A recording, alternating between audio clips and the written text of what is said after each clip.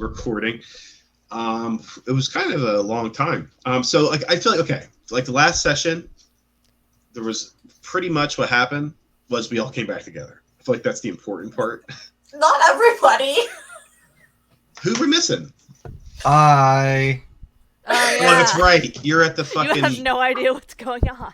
I forgot. Oh, Yeah, That's 2 levels of exhaustion. Me and so Damien are close. just chilling in a fucking wreck shop. You're in Gaz hats. I forgot, man. Man. Okay. Well, I was so close. You're like you're like 3 blocks away from the party. So we're like. But we really don't know close. that. Damien died. We found out that Damien's immortal. Yeah, that was important. That was important. Just a little bit. That's a big thing. Yeah. And then the rest of you guys, Damien and Leopold, you managed to survive your ordeal. Yeah, there was the whole chase scene and the with the bomb and the guns, and yeah, I forgot about all that shit. Jesus. Alyssa got separated, but she knows the city well, so she was kind of able to get back.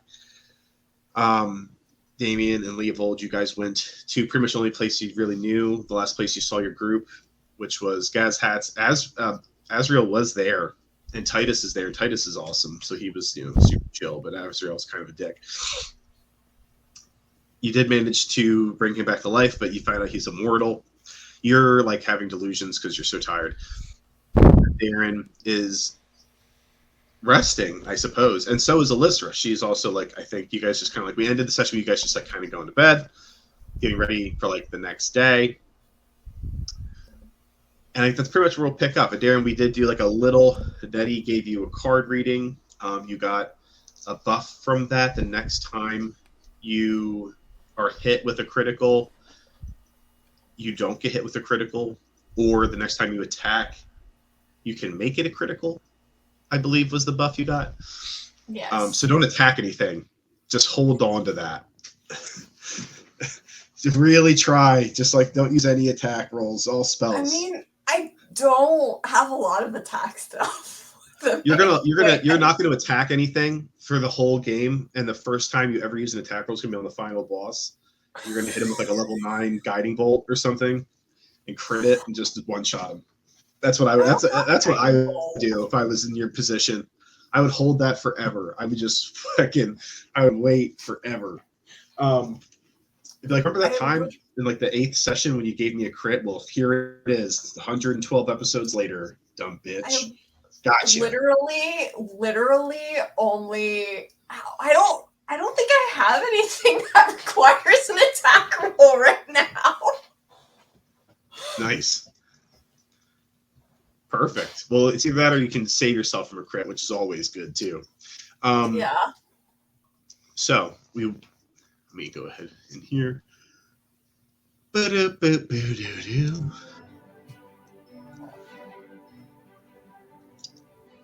We in the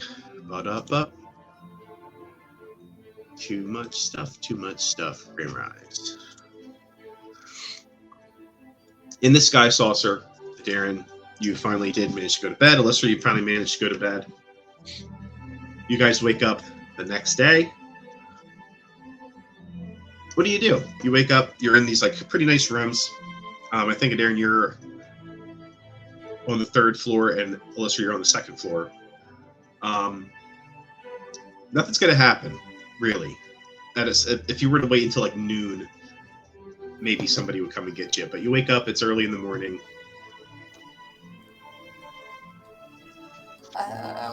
No, Darren, I think would definitely want to try and find the captain and I think go to the last spot we were all together as a group. Which is the docks. Yeah, I'm trying to Leopold's like, please, the captain already please here? do that. I thought the captain was planning to go there anyway. Or I thought he had mentioned to going somewhere to wait and like try and meet up with the group that way. I can't remember exactly. Well, if you leave your room and head out to see if you can find the captain, it's probably like 7. You're an early riser. Alyssa, are you an early riser? Or are you a sleep inner? I think she's kind of medium. Like, she has a lot of Medium? energy, but also not a lot of self-control, so... Oh, I get that. That's my Solid life. like solid 8 or 9 o'clock. Wake her Yeah, up. like 9, maybe.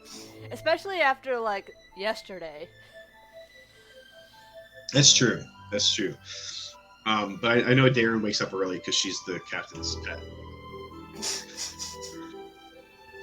Okay. You head downstairs to Darren, and you make your way to the bar room where you that's the last place you were before you went to bed, where Nettie and assistant and everybody was. As you walk in, give me a perception check, and then I'll tell you it's gonna be a degree of success because there's some stuff here that's just. Is it nat 20 for Hey! 22? Look at that. Okay.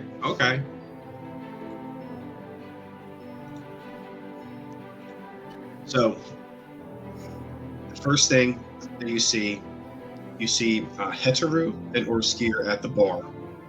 They are like several seats away from each other, and they both are like looks like they're maybe getting breakfast. Heteru has a cup in front of him. There's like some steam coming off it. Looks like Orskir just has a big glass of water. On the other side of the bar, you can see the assistant, and with a natural 20, you do see Nettie up in a high stall. Looks like 3 stories up. The downstairs is not super. It's early, so there's not a whole lot of people down. There's like a handful of people down here. You see the captain, and he is all the way at the top. You can just see the top of his head appear for a second behind one of the balconies that's raised up on the 4th floor. And it looks like he is maybe he's talking to somebody who briefly you can see the side of the person's face and the back of their hair. And you have seen this person before and you recognize it as the same man that he met with in the Haven Gardens, Heimdall. Okay. Do I know the layout of the balconies or like the rough layout? Like, would there be an area that I could go and try to listen to them? Some of the balconies have like walkways that connect directly to them. Nettie is on one such balcony.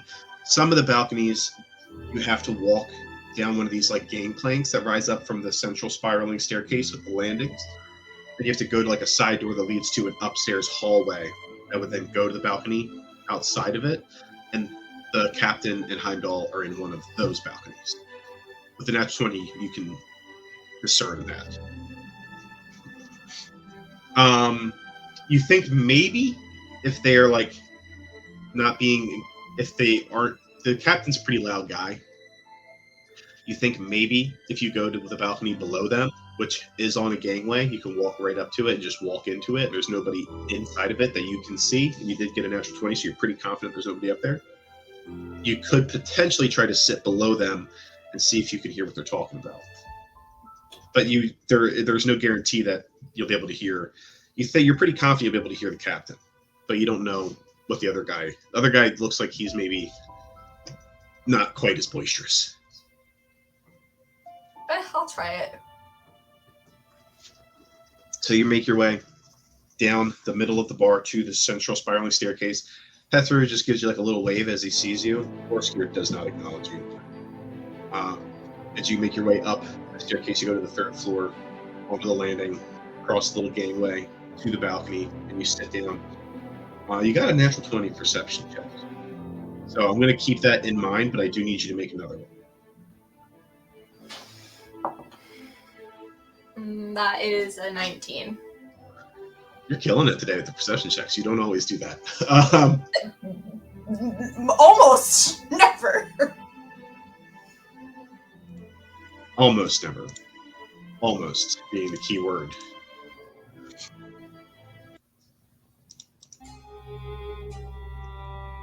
You can overhear the captain, and hear bits of his conversation with the other man, Heimdall. Is there anything in particular that you want to hear from their conversation, or like particularly any type of answers that you'd want to know specifically?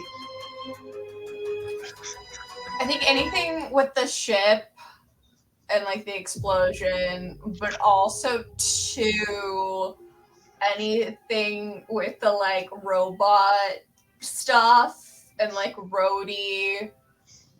That's the little robot guy's name, right? Rhodey. Yeah, Rhodey. And like whatever Rhodey talked about with him, like related to like Heimdall. They don't really talk about any of that. The part of the conversation that you're able to overhear, it seems like it's maybe a little bit towards the end of their meeting. You overhear Heimdall say to the captain,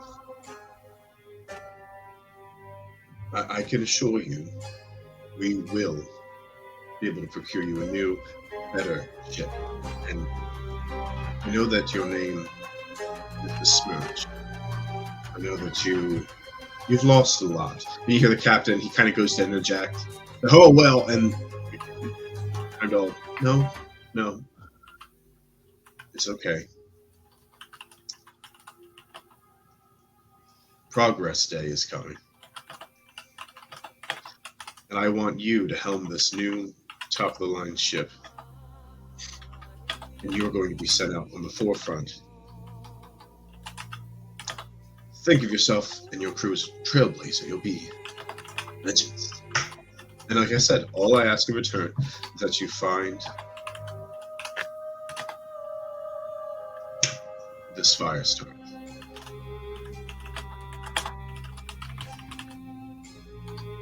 And the captain goes, well, I can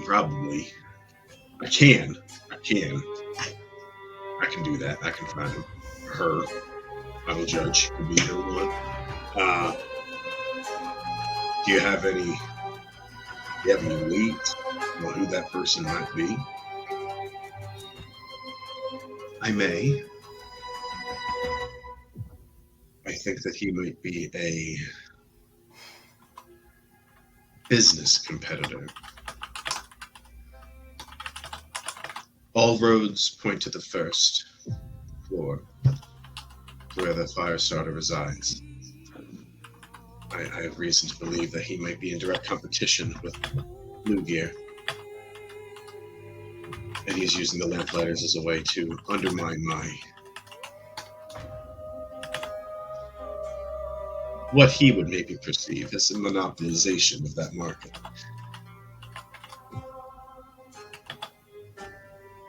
Well, you're kind of dosey-doing around when I fucking asked. Do you have a name? I do.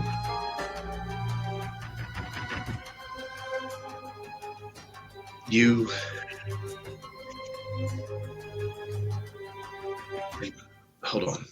Heimdall goes quiet. You hear something? So maybe there's like a ruffling or a bag gets opened or something. And 20 seconds later or so, you hear a little bit of a rip. And the captain goes, "Oh, shit. Are you sure?" Heimdall says, "Sure enough. I'm not going to be able to. We need a man like you, your talents, to sort this out. And in return, you still get paid, you get a new ship. We in agreement?" "That's your sweet ass, we are." Yeah. You hear like a little bit of a handshake, and Heimdall laughs. "You always so forward, Captain. I look forward to working with you in our continued relationship. I must be going. If you need anything, you know where to reach me. and you hear this like kind of clacking noise. Like there's this awkwardness every time he steps. There's like this loud, sharp noise that accompanies his footstep. He has like one normal footstep, this really soft footstep, and then one hard, hanging footstep. As he clearly walks out of the room, you can hear the door open a little bit later, close, and you assume that Heimdall has left. Okay. I'll head up to the captain after that. I'll like wait a fair amount of time though. But also, do I know what Progress Day is? Is that like a thing? Yeah. Okay. So around, you guys are about I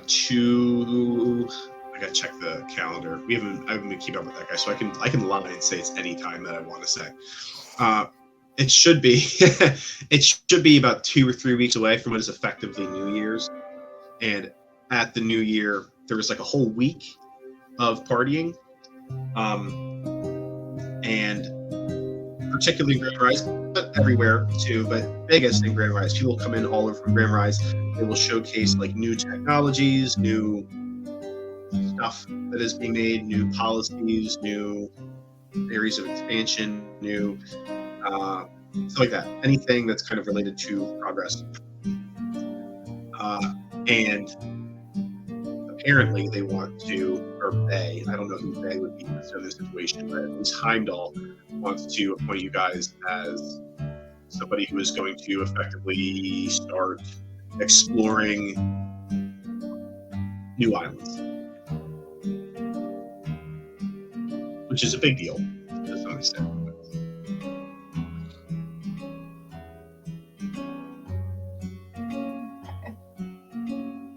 Yeah, it'd wait, and then after a like good amount of time, that would think that Heimdall's gone would go up to the captain.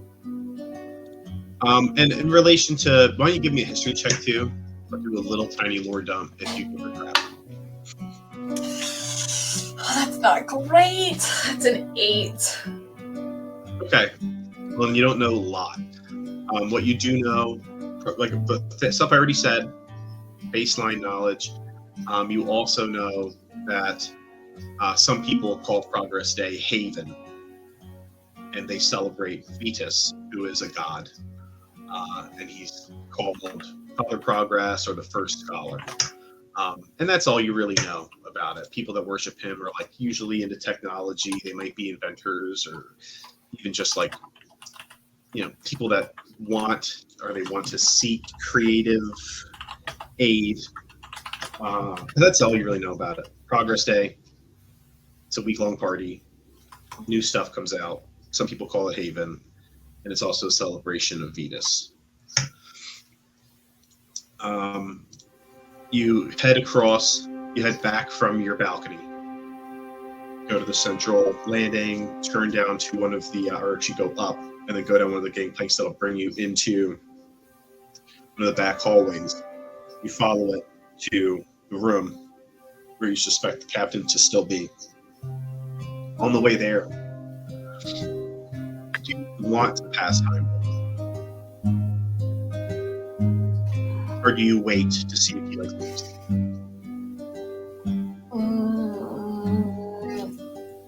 I don't think she wants to like run into him like, oh, I was right there. But like if there's a chance to pass by him and just kind of like get a vibe check on him. Yeah. A little bit. Yeah. Well, you will pass him as you make your way into the 4th floor, into this back hallway. You see him coming down the hallway. The reason why he was walking, and there was that loud noise, and he seemed to be walking sort of strangely, is because he's using the cane. He has this like really kind of like, it looks like a very futuristic sort of cane. And he clearly has some difficulty walking, and he's kind of hobbling down the hallway to you. He has these like incredibly striking emerald kind of eyes, long, regal, straight, platinum hair, really smooth skin, and then he's in this like kind of bright green, almost like a mint tuxedo with a lot of brass buttons. You see he has on, or not brass, copper.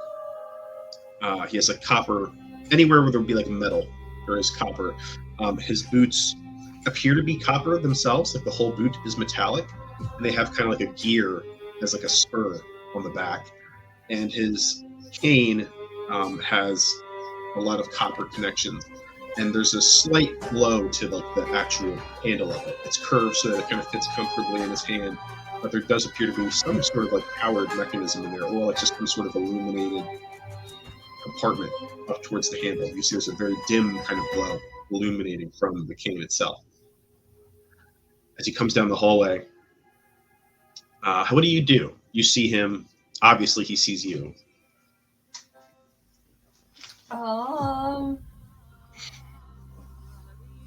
She'd approach and be like, "Oh, sir, I'm so sorry for all of that stuff that happened, on your ship earlier, or that I kind of, ran into. I'm so sorry about that." He stops and he kind of chuckles. He says, all of you are so forward. I find it refreshing. And he stops and puts the cane in front of himself. He says, we didn't have a chance to actually meet. I am Heimdall. Hand out to shake.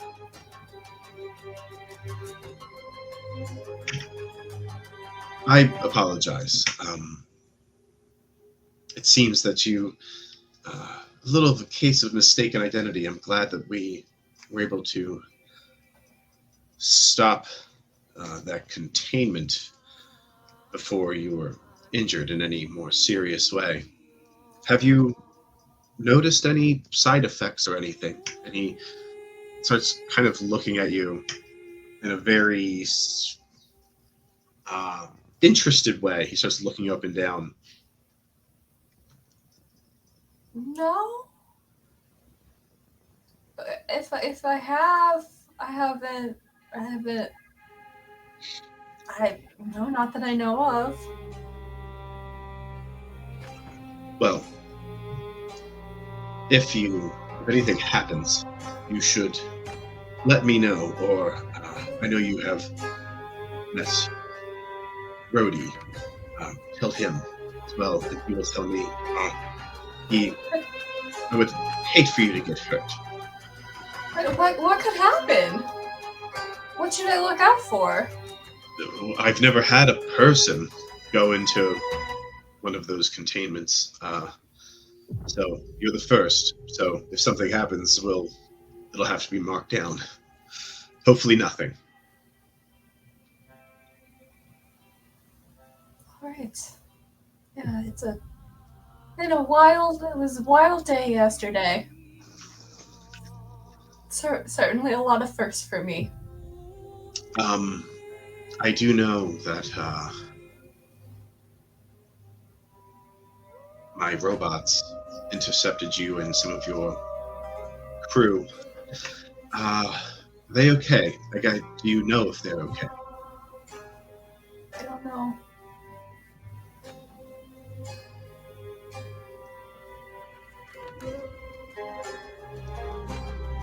Well, I'm sorry about that. I watched Rhodey's recordings, and I think what you did was rather clever, but I can see why Rhodey was confused. But I'm sorry that you found yourself in such a terrible predicament for no reason. Yeah. Can I make an insight check? Yeah. Okay, that's pretty good. That's a 19. Obviously, you make an insight check. You're looking to see if he's lying. What specifically?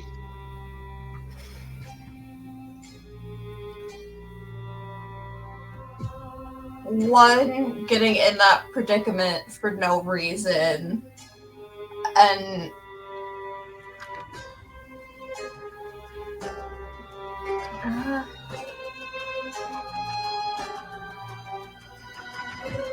Yeah, I think that's kind of the biggest thing right now.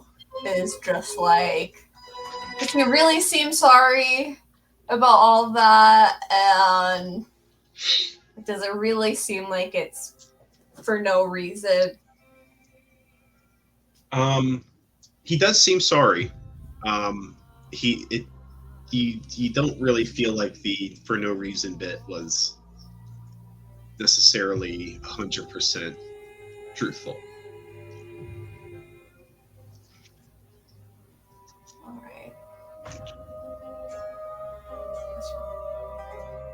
Yeah.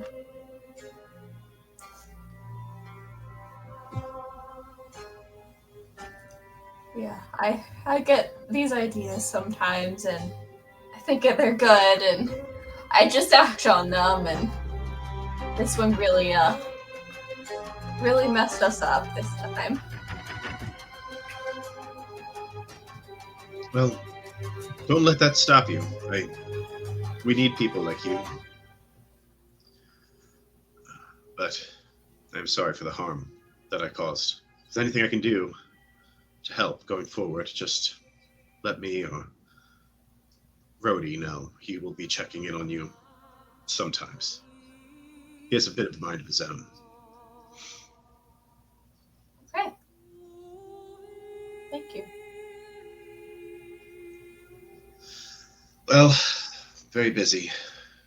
I'm glad that you're all right.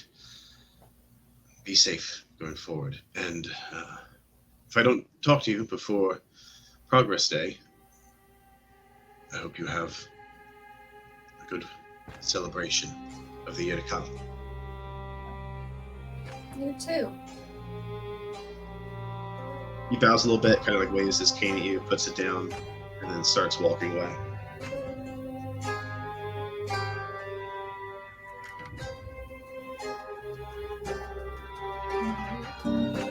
Let's keep going forward to the captain. You go down the hall. You go into the doorway. It's still half open. You can tell that's where Heimdall came out of. You go in there. The captain's sitting there's like a groove. There's a drop down into the booth area where there is a round table. There's like a round seating area. The steps that go in between two separate kind of half circle couches. And the captain is sitting on the right side. He has like an envelope in his hand. And he's just kind of sat back, kind of staring at the table in front of him.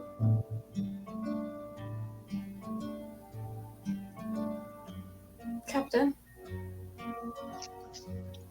Oh, hey, what are you doing up here?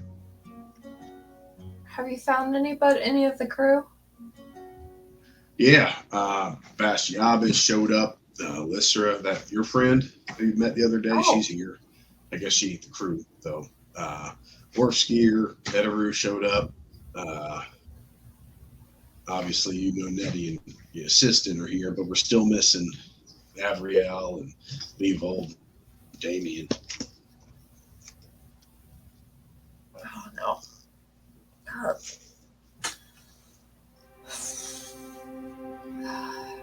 That's not good. No, we'll be fine. You ain't gotta worry about them. Things were pretty bad the last time I saw them. Well, I mean, I don't know much about that Damien fella, but Leovold's tough as nails. He'll be fine.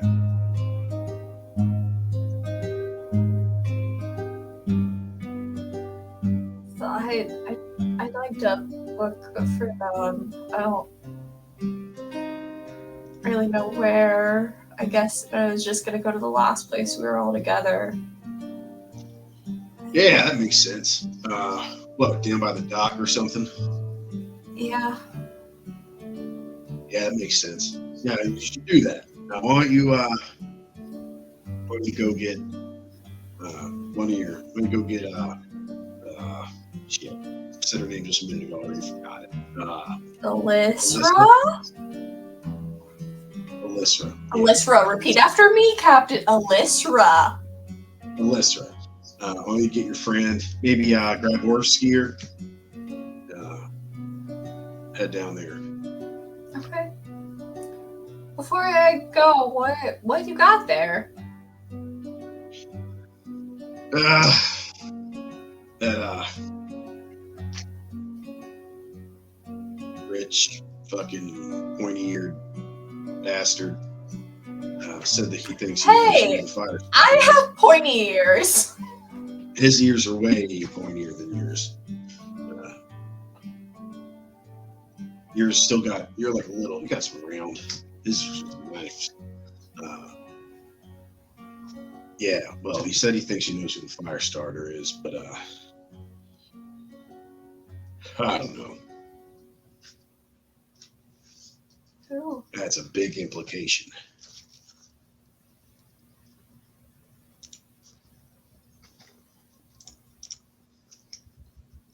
Who did he say?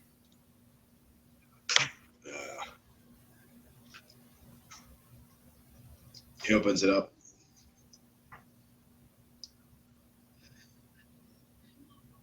Yeah, it says here that according to his sources, the only person that knew that shipment was coming in was the city's head of finance. Damn.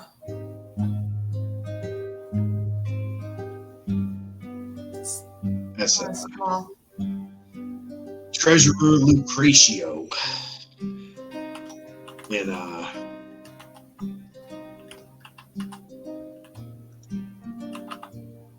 he's, he's a part of the whole sort of power structure of Grand Rise in the Senate and all that. The council, the Air Component Council. So getting him is going to be tough. He has a shit ton of money. And I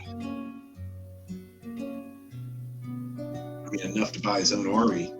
So I don't know if we have to first we got to prove it, right? Because we can't just raid him. I wouldn't. Yeah, no, not being like a government official, essentially. Yeah. So first we got to prove it, and then we got to get him. I don't know which one's going to be harder. Well, let's get everybody back together, and then we can deal with that.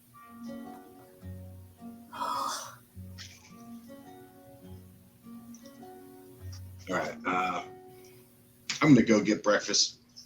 Why don't you get your girlfriend there and grab Orf's gear? Okay. I saw Laura's gear. Do you know where Alyssra is? Alyssra, remember! Yeah, I got her a room. It was 203 or something, I think. Like 203? It was definitely on the second floor. Alright, I'll try that first, and if it's not that room, I'll just go around knocking on all of the other rooms, I guess. Yeah, no, that's a good idea. Yep. Alright. You want breakfast? I can order you something. If I can get it to go, yeah.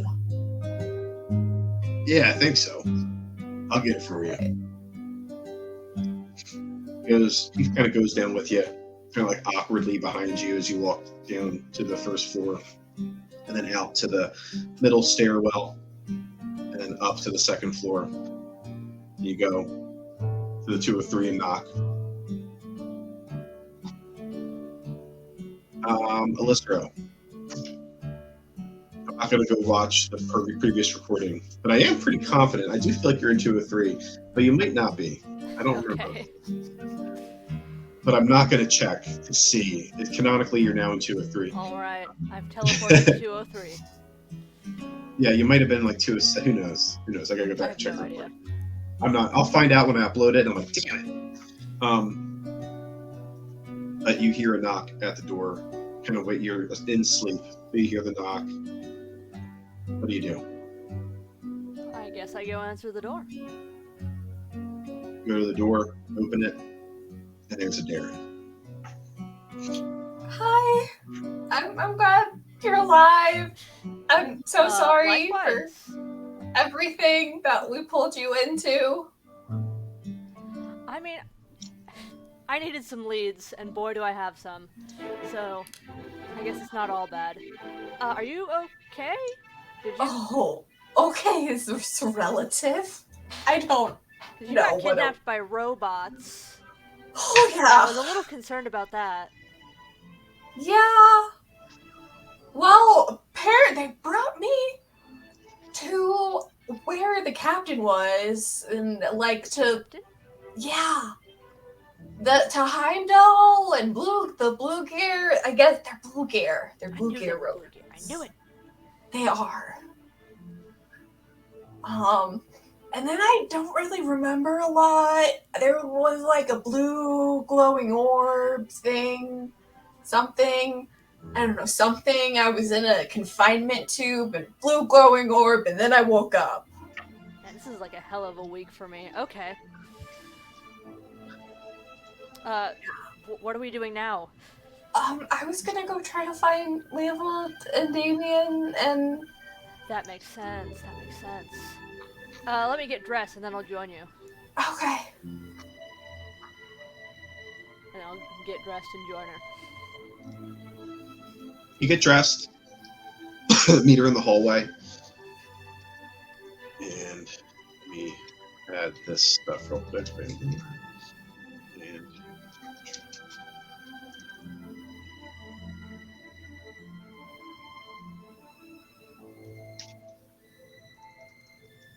And what the hell? All right, cool. Write it down. Perfect. You go outside after getting dressed. You guys head downstairs together. Waiting by the front door is Orf Skier. Hands across his chest. Did I meet him? Coming. Sorry? Did I meet him? Probably, if you, maybe you saw him, but you definitely didn't talk to him. Okay. He's, I think maybe on a meta level you know who he is, but he's a big red dragonborn in like half plate. Oh yeah, I know that. I just don't know if Alyssa met him. I don't think so. Alright, I'll ignore him then. I mean, he's just some guy in a pub to me. Yeah, he's not gonna say anything to you until you leave, and even then he's not gonna say. He's just gonna shadow you. Okay. Darren would be like, Alyssa, this is Orskier. Orskier, this is Alyssa. Hi, Orfskier, and I go to shake his hand. He puts a hand out. He shakes Oh wait, your is hand. he missing a hand? Did I forget? He is missing a hand. Hmm. Yeah. He's missing his left hand. You wouldn't. You can give me a Okay, I perception try to check. shake his right hand anyway. Yeah. His right hand Okay. comes out and he shakes your hand. Alright, crisis averted. Whew, Could man. have been awkward.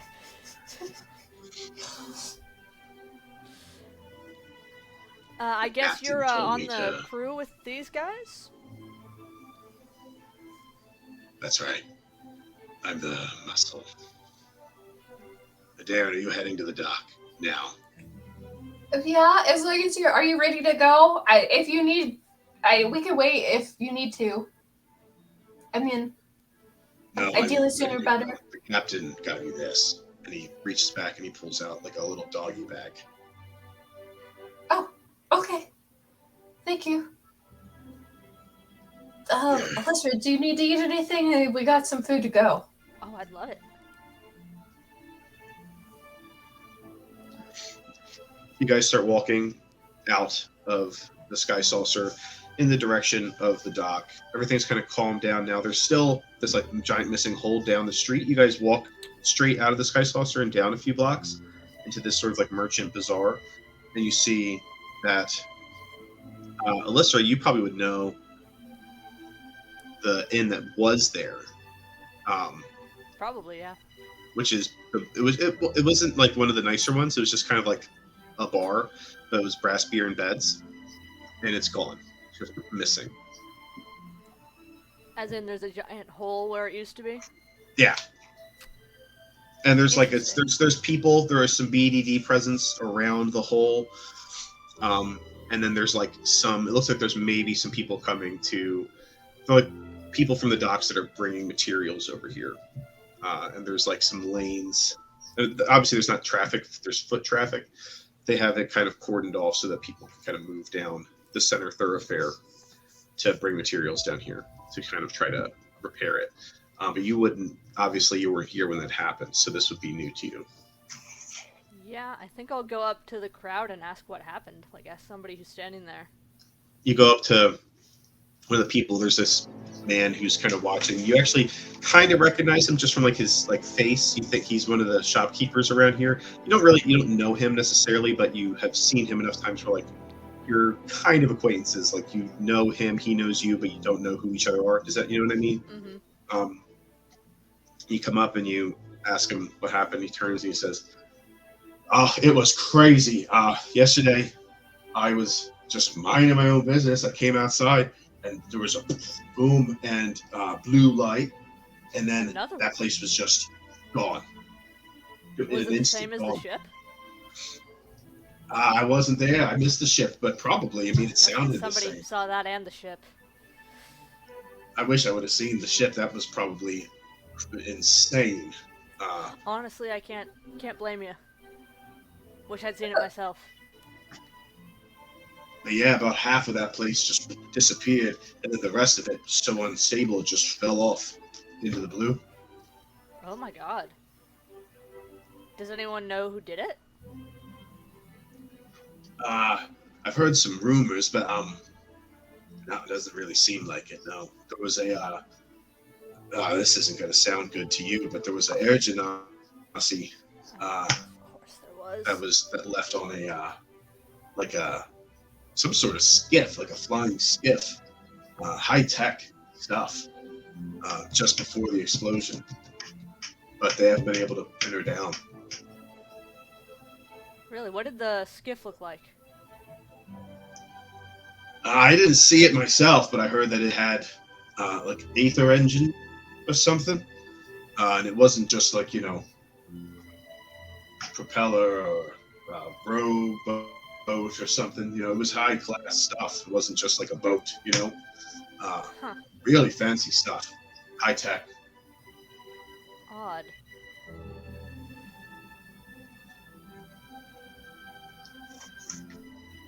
Well, I'm not sure there's anything else I can do about it, so I guess I'll go back to Adarin. You kind of just wave and say bye or whatever as you walk off back to Darren.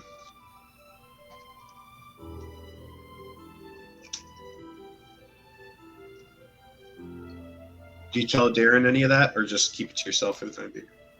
Oh no, I'll tell her. Apparently, an air genasi in a fancy ship blew up that establishment. Oh. There's Yeah, something going on here. I don't know what it is, but there's something, and I'll find out. yeah. There's a lot of somethings, maybe, or maybe one really big something. I think it's the latter. What a coincidence that would be if these were unrelated events.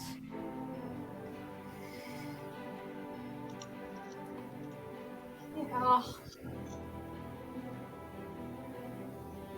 I don't know, a lot of strange happenings around here lately.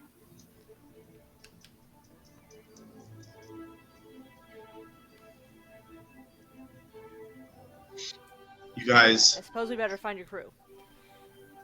take a moment to kind of consider that and then head off back to the docks. As you get to the docks,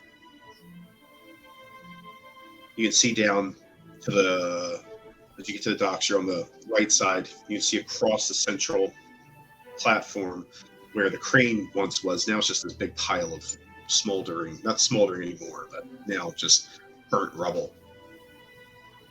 and across the way. Leovold, Damien. As you will, Leovold, do you wake up the next day? You are like still awake because you were like up all night. You woke up, Damien, in like the early morning, around probably like 6 or something like that. Oh, that was reversed. I stayed up all night trying to save his ass. He wakes up early in the morning. I take like a 2-hour nap, and he wakes me up an hour later. Yeah, but Yeah. so do you feel like you guys are conscious at? I already have 2 point? points of exhaustion, so I'm still awake. Might as well just keep that ball rolling. Fuck it. I'm just. I'm either gonna sleep the cocaine and entire whiskey, time. baby. Damien can carry me, or I can like make a crutch. Are you guys I in Gazdad's factory, or what do you guys feel like you're doing? You can go ahead and tell I me. thought we were Damien. leaving it. Yeah, I feel like we'd leave probably because like we're trying to either get him a place to sleep or like find the others. Either one. Well, you didn't wake up till early in the morning, like 4 or 5, and then Gas Hat and all that. Titus woke up, start their day, saw the shop. I thought we were leaving their shop around like 6 or 7 because I only got like an hour. I got equivalent of a short rest then. So do we want to go to sleep first? We can find it in. There is no way I can sleep. Otherwise, I'm out for the entire day. Okay, so yeah, let's just look for them then, I guess. But like, no one's out right now. That's the only thing. Because didn't they wake up like around like 9 or 10? Well, if they woke up. If we put it in the ballpark of 7, then as far as the timeline goes, you guys could be leaving Gazhat's. I figure we'd be on the streets just wandering around looking for people. Just looking around like all fucked Oh, up. so this is what really happened after everything, because me and Damien are the only ones that necessarily experienced in the moment actions. So I'm gonna go with 7 because it just works the best, the easiest. We're not separated anymore if we go with 7 o'clock. So you guys pack whatever you need up. I used half of my shit, so yeah. And then head out into the main platform area. And you take a little bit of time kind of like just looking at the destruction, like the leftover wake of the day before. It's only been a day, which is crazy. Not even. And while you're doing that, you see Darren and Lysra coming down the road that goes into like the market district of this particular platform of 31. Look, Leovold, there's a Darren over there. We can get some And help. horse gear too. Don't forget horse gear. Hey, Darren. And I'm just gonna call over. From the distance, Leovold kind of squints his eyes and goes, "When did a Darn become red scaled?"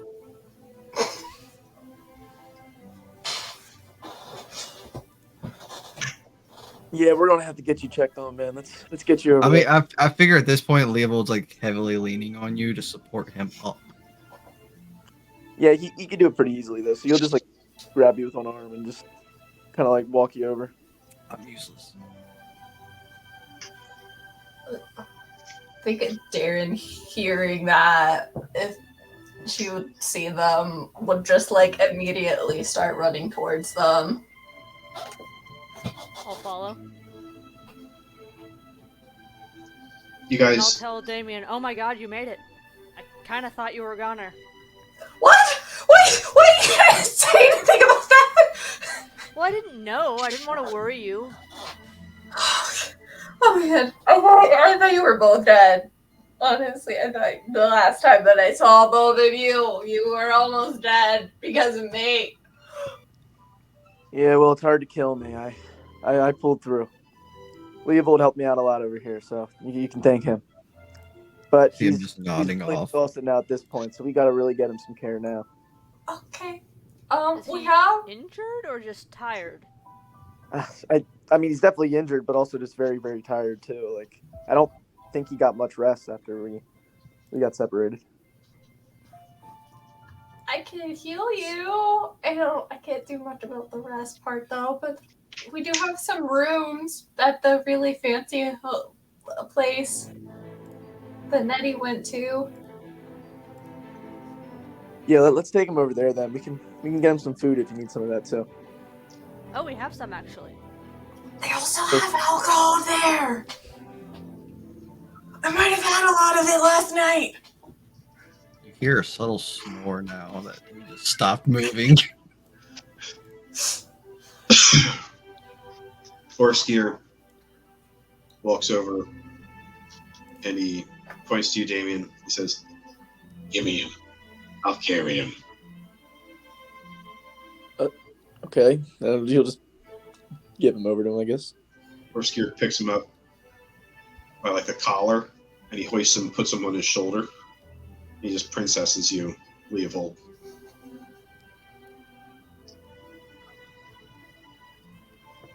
Startles me awake for like a second, but he's like so exhausted. He's just like, I wasn't thinking about it earlier because I had a lot of things. But what happened after I got kidnapped? You Oh know. boy. I'll explain the whole thing with the criminals and the sewers and the snake people. Yeah, the snake people. The cat, you know. Gonna have to deal with that weird situation eventually. Okay. I mean, you know, at this point, why not? Got everything else going on. Well, luckily we weren't arrested or killed with the lamplighters, so hopefully we'll be okay for a while. Yeah.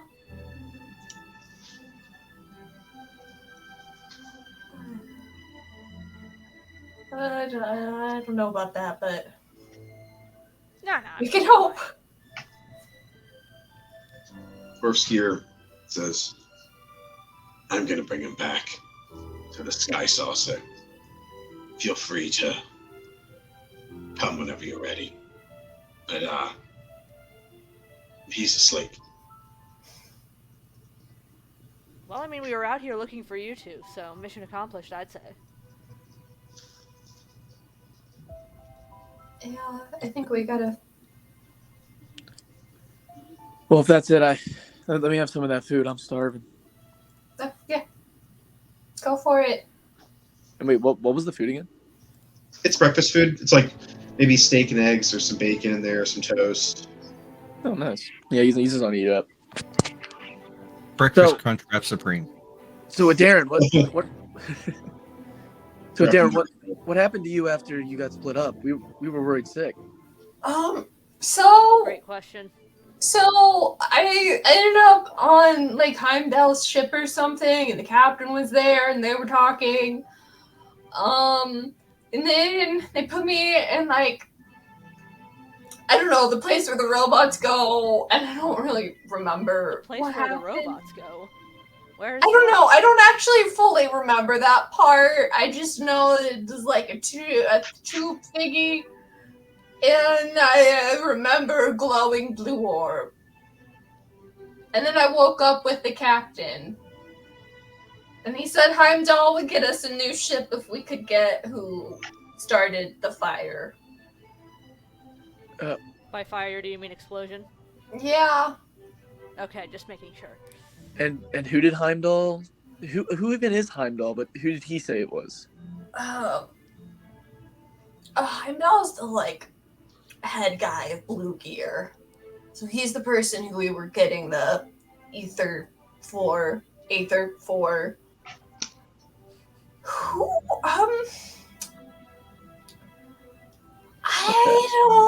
I think it's best if we wait to talk about that back at the Sky Saucer.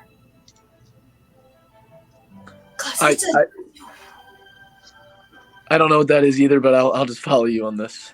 It's been a long day.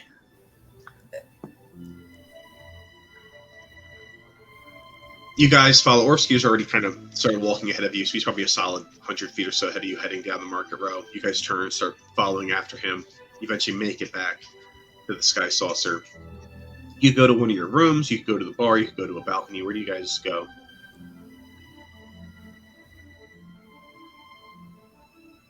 I think Damien would just chill at the bar if nothing's going on. I There's think a maybe there's we like a should go to one handful our of rooms.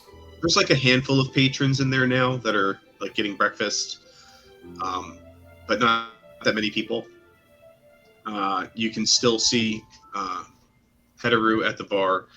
The captain, you cannot see the captain anywhere, and you can't see Nettie or the assistant either.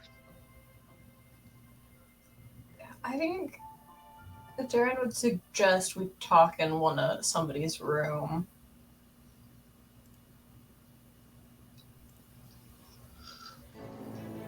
Orskier would say, I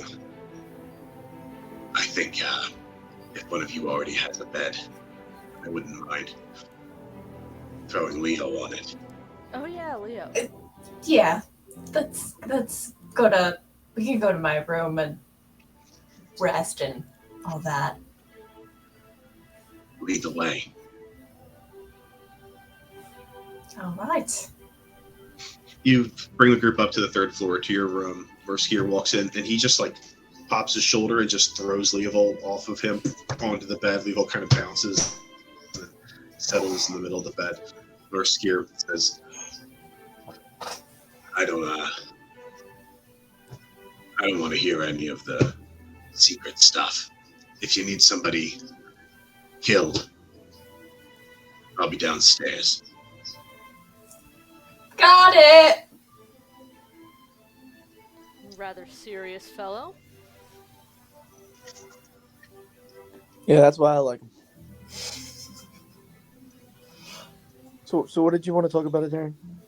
The captain said the Heimdall thinks the treasure head of financial person here is Treasure hunter financial person. head of financial. I don't remember his name. Actually,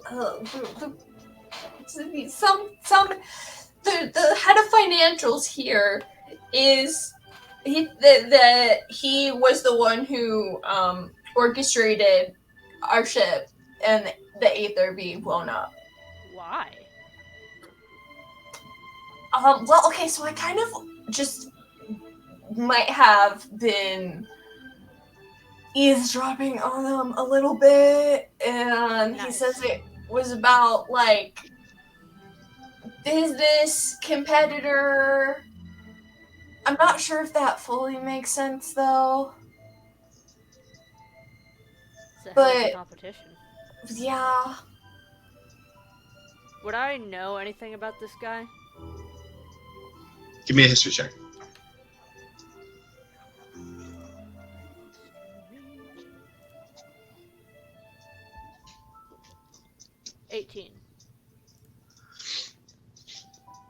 The head of finance, treasurer, Valencio, is a human man. You've never met him, but you've heard about him in passing. Just like being a citizen of Grand Rise. He makes a lot of decisions for where funds are going to go and stuff like that. So his name, if somebody's referring to him, it's because they're pissed off at a decision that's being made. Somebody might be like, this pothole hasn't been filled for 9 months, and Valencio put up a new fucking bridge on 35, and we can't get this goddamn fucking pothole filled. Fuck that guy. Is he associated with a company? On an 18,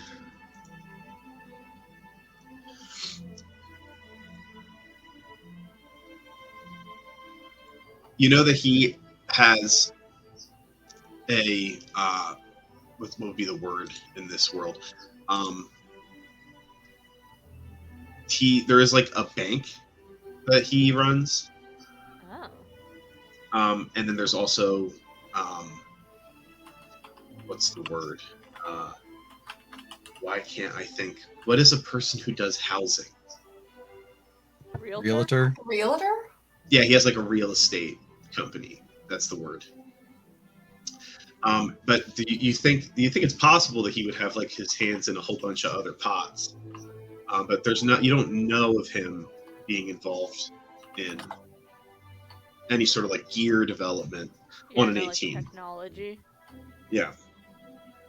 God, I didn't know he was really a rival of Blue Gear. I'm gonna be honest, and I don't know if I fully trust everybody in this situation. Well, especially since one of them kidnapped you with robots. I mean, they kidnapped the robot, not necessarily me. That's But true. now the little robot guy from before kind of might be not exactly following me, but he checked in after. Oh no, he said some weird things. But Maybe we can get some information out of him. maybe, I don't know.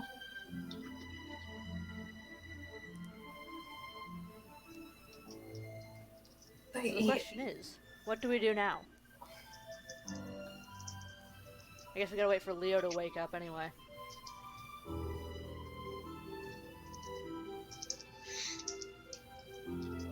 I don't know. I guess I don't. Gotta. I mean, I'll put the word out for some information on Valencio, but I don't know how long that could take, or if any of my contacts even would know. Yeah. I guess we're now allied with the Lamplighters, but they scattered to the wind and might be dead. Yeah, then I'll be underground for a little bit. You would know. This is like you might already have put these pieces together, but I want to reiterate on it just so we make sure we're on the same page. You already know that the Lamplighters were like really disjointed as an organization, and it sounded like none of them had actually met Firestarter. He communicated purely through like missives and letters and stuff like that. So it would be reasonable for your character, depending on how they feel about stuff, to, if this guy is the Firestarter and he's using these people for like some like big, conspiratorial type of, business means, like if he's got some stuff like that going on, they might not be what they think they're doing and what is actually happening. There'd be reason for you to believe that like the Lamplighter, the people in the Lamplighters aren't necessarily, might not be responsible for like whatever strings this person may or may not be pulling, if it's even true.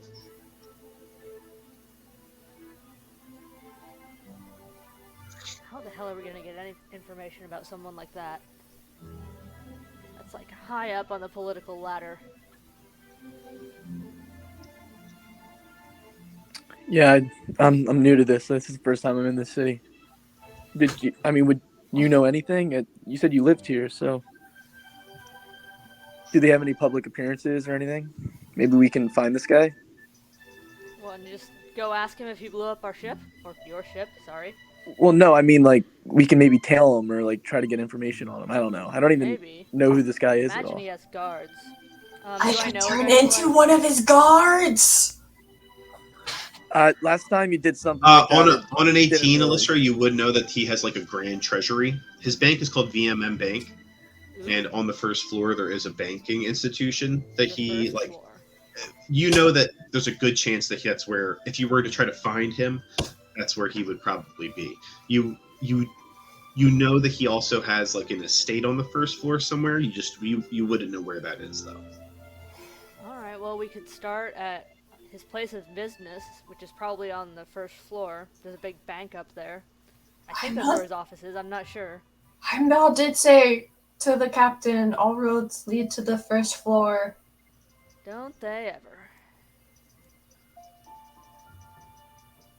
Okay, should we go now or should we wait for Leovold?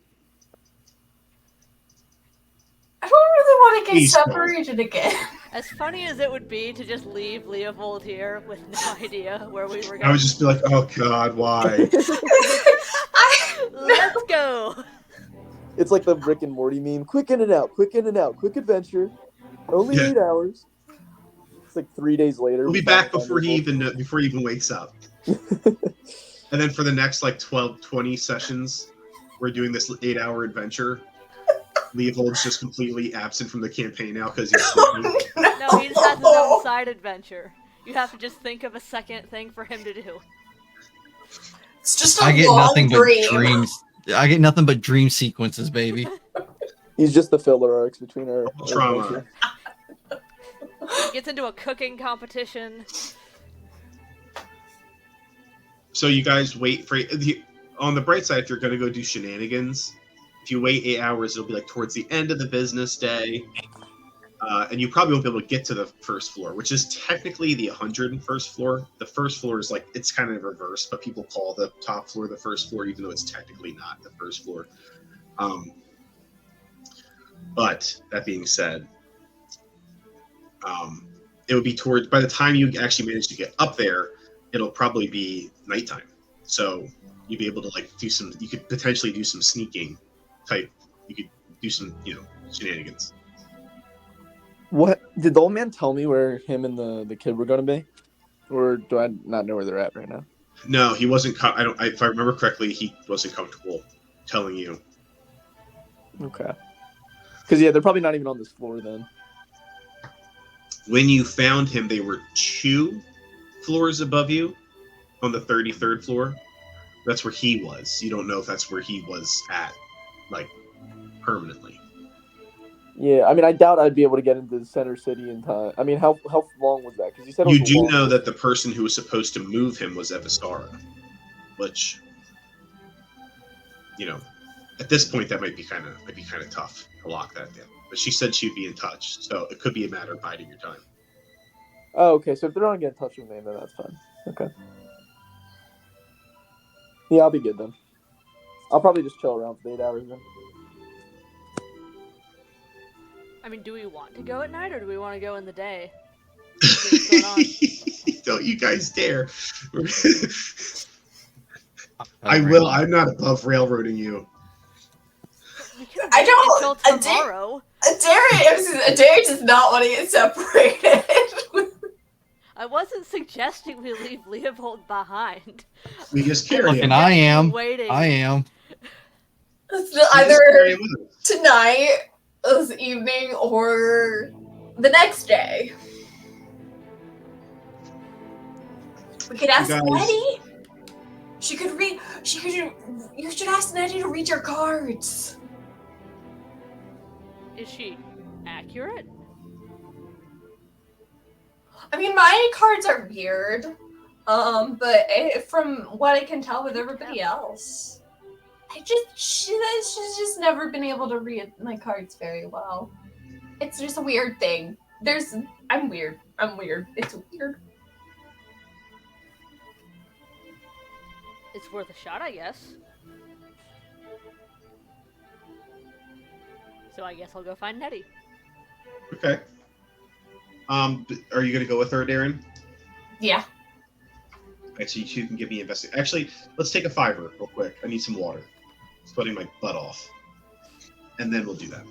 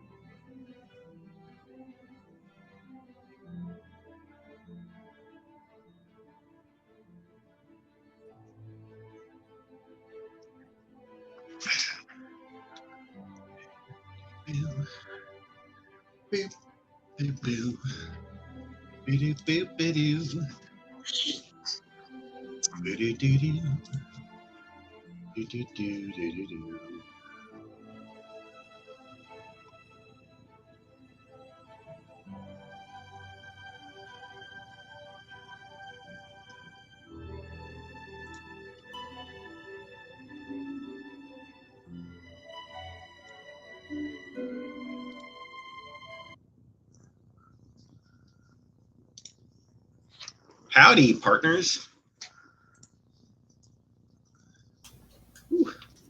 Hello. I have COVID. Oh man, that's Yeah. no fun. Yeah, I came in today and I'm like, oh my god, I feel horrible. I hope I'm doing okay. I'm like, Yeah. I feel destroyed. I'm so miserable. Oh my goodness. I would not be upright. Well, COVID's gotten weaker. It's not a big deal.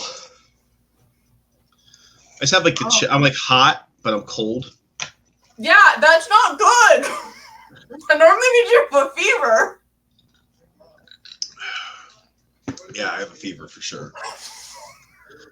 Oh man, I'm real tired. I'm just like really sore. My body's achy. I Yeah. hate it. Tear my ass up. I had COVID like a month or two ago. What? You need something? No, I'll be just saying what's up. Hey, man.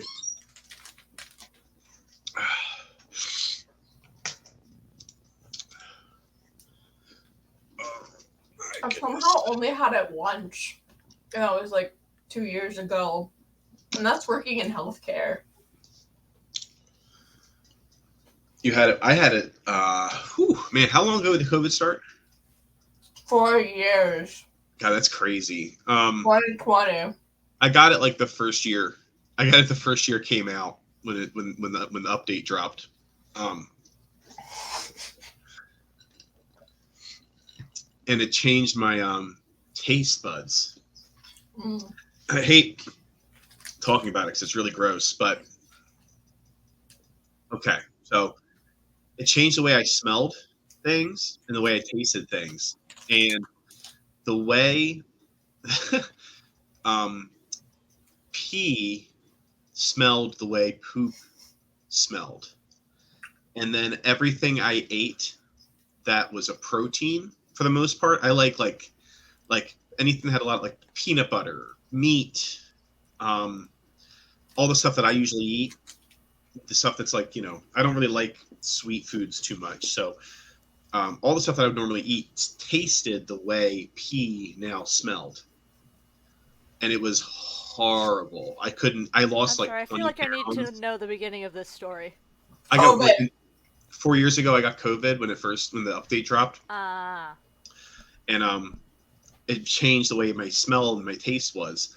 So everything that I really enjoyed eating, pee smelled like poop, and neither one of them smelled like the way they normally would smell. So like it was a new smell. It was this like third party, disgusting smell. It was So like, did it just like alter your smells and tastes? yeah, it altered my. You didn't lose them? I didn't lose it. It altered it. I fucking lost mine for 2 weeks. Yeah, I lost mine. It lasted for like a year. Oh my god. And now, even now, stuff doesn't taste the way it did pre-COVID. I can That's now what my mom eat. says too. I can now eat Did you peanut butter. try to do any hoodoo crap that you saw online, like all the Voodoo, internet? you voodoo, bitch. You ever play that game? Like the orange cinnamon thing. Oh, I should try that. No, I didn't No, try you it. shouldn't. I don't believe in dark magic. So Right, but you believe in faith. Yeah, I do believe in fairies, but I don't believe in dark magic. But Just no, ask my the sister fairies to tried to help do with your that. taste and smell. My sister tried to do that like orange. You put an orange on like a gas grill, burn it, put cinnamon on it, and then eat it. She tried that, got her taste back for a day, and now cinnamon is like chili powder to her. Interesting. Yeah, I'm it's hot. honestly astounded it did anything. I know, me too. I didn't do shit. I was just like, well, this is my life now. I don't Yeah, get that's to the way it taste is. or smell a damn thing for the rest of it. Cool. Chips and water is my diet. It is a good way to lose weight. I Everything ate tastes bad. 3 bags of tortilla chips in a day.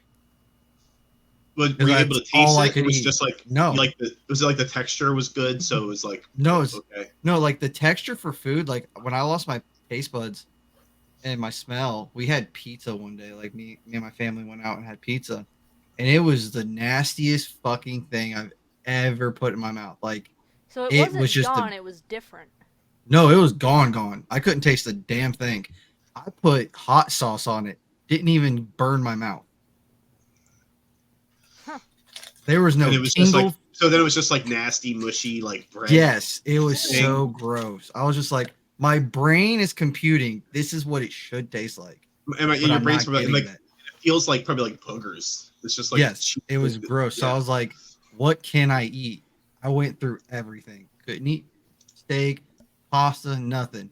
So I was just like, fuck it. I'm eating chips. This is a plain salted chip. There's no flavor. There's nothing. My brain won't be like, it's supposed to taste like nacho cheese or Cool Ranch. So I just ate tortilla chips and drank water. Whew. 2 weeks. I don't even remember what I ate because I Oh. was having such a hard time because everything I liked to eat tasted like poop. So that was rough.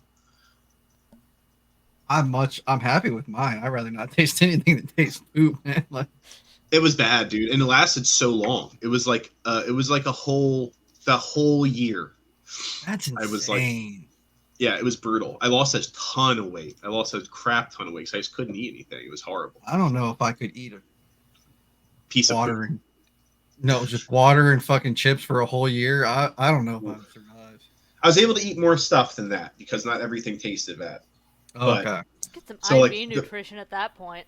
A lot of sweet stuff and also greens like salad was fine. I was able to eat some stuff, but not the stuff like I wanted to eat a steak, but I couldn't. It tastes like poop. It's just I didn't it try seems to me that salads. like it lasted so long, but then went away. It did, but Yeah. French the weird fries, part. like oily stuff too. French fries are like burgers. Oh god, it's so bad. And now none of that stuff tastes the way it did taste. It tastes fine now, like I can eat it, but it doesn't taste the way it did before. Like peanut butter used to be so good. I love peanut butter, and now peanut butter's like, it's okay. It's Try crunchy. crunchy peanut butter. Yeah. It is. I like weird. a creamy peanut butter, man. I'll eat like a whole thing of creamy peanut Yeah, butter. but if you Straight try up. crunchy, Yeah. it's completely different texture and everything. Maybe I should put cinnamon and peanut butter and then throw it on the I grill. would do that. Whisper some strange incantations over it. Hope for the best. So, as you guys go to look Latin or Gaelic. for, while you leave Leovold to nap, Damien, do you go with them to find Nettie, or do you stay? Do you stay back? I don't think he cares about the card readings, so I think he'd just stay back and just drink a little bit. He's like magical bullshit. Yeah, he also doesn't want to owe her a favor yet. He doesn't really know Nettie at all enough to like ask her for like a favor. So Darren and Alyssa give me an investigation check. This is a degree of success. It just decides how quickly you find her.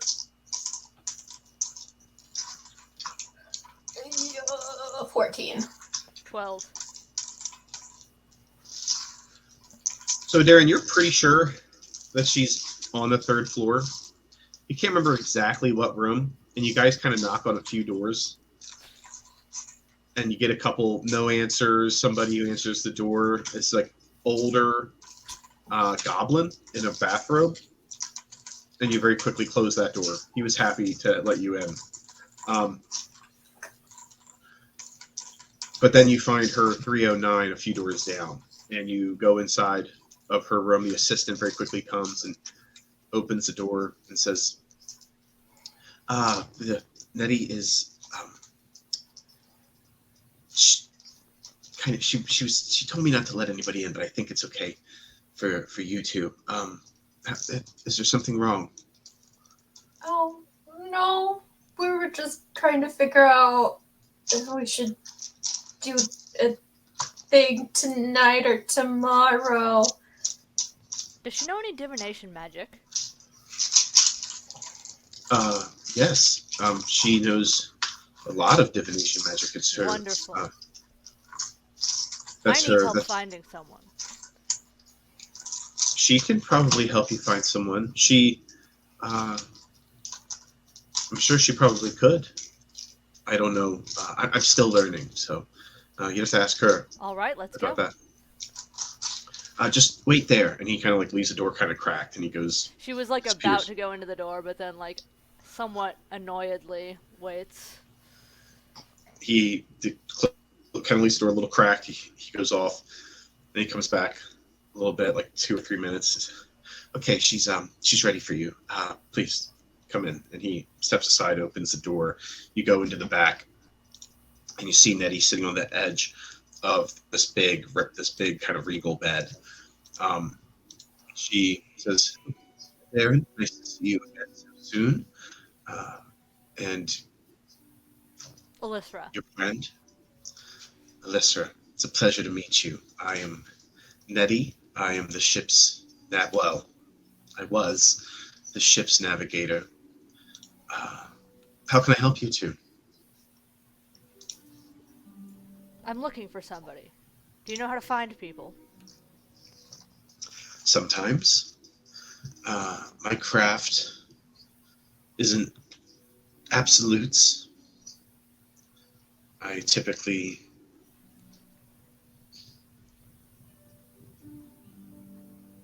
look to the stars to figure out the fate or the past of whoever sits across from me, but I may be able to find someone if you can tell me about them.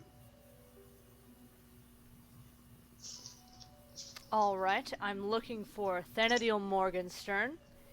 He's a bard, and he's been missing for about a week.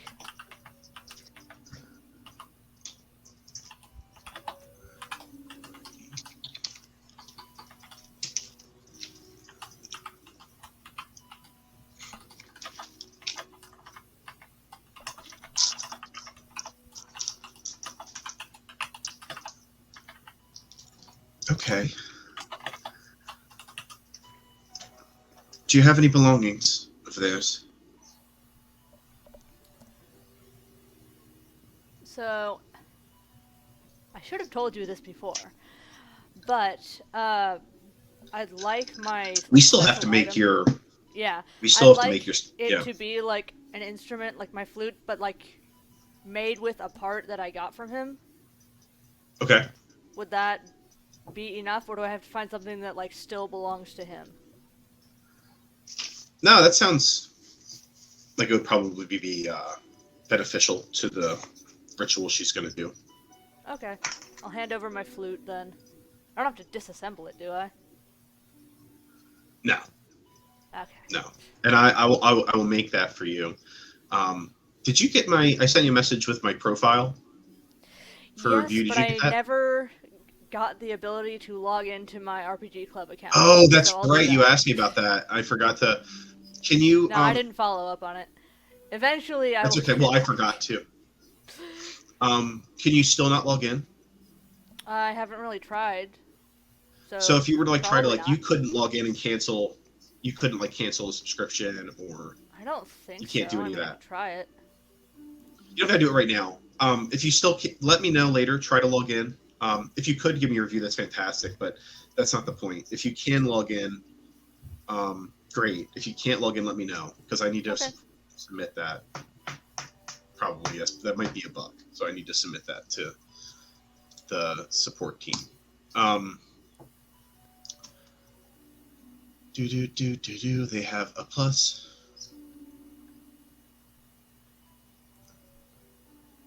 Possession. Okay, so they have a +1 to their save. Nettie, goes and she sits down at this little round table that's in the back. And she lifts her hand up and her staff kind of floats over to her from across the room. And she takes it and she twists the top. And the top is like this kind of crescent moon shaped piece of, it's like this, the whole thing is like one big piece of copper. And then at the top, there are these like crystals that come off of the top of the crescent moon at the top of the staff. And then hanging from the part of the crescent moon at the top, there is a circular gem. And she pops the top off, and so that the staff becomes like just a quarterstaff kind of. And then she sets the decorative head on the table. And then she puts her hands to the crystal and she closes her eyes. And then she opens one eye for a second. She says, I'm going to need you two to just be quiet for a bit. I have to focus. She closes her eyes. And the space around her darkens a little bit. And over the course of her casting this, the room will get like progressively darker, and these like specks of light will begin to appear. It almost starts to look like the night sky inside of the room. And then at the end of the 10 minutes, all of the darkness and all of like the little lights that appear in the room are going to all at once just get like sucked into the crystal that she's holding. And I'm going to see if the person succeeds.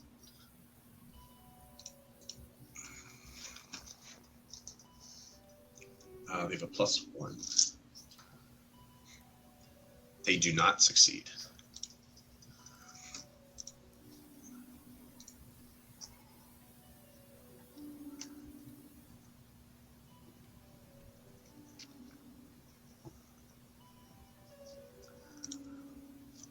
You can't see what she sees. But after all the darkness and the stars go sucking into the crystal on the table, her eyes are still closed. And she says, what does he look like? Is he an Air Genasi too? Is he... No, he's half-elf, light brown hair. What was his name again? Average. Thanadiel Morgenstern.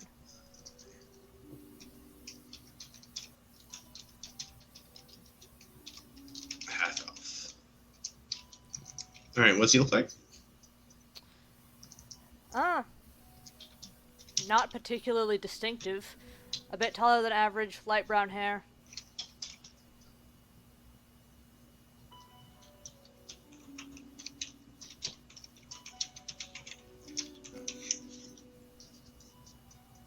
After this happens, she opens her, she says, it worked. I can see him. Wonderful. Where is Bit he? drab. Why are you Sound interested like in him? He's my best friend. Okay, maybe he looks a little boring, but he's much more interesting in his personality. Sure. Looks like he's on a ship. Oh, interesting. He is in a jail cell. That's neat. That's what I suspected. Where is the ship? I can't see that. I can only see the room that he's in. He's sat amongst some boxes and barrels. He looks a little beat up. Is there anyone else in the room? Any other Not prisoners? now.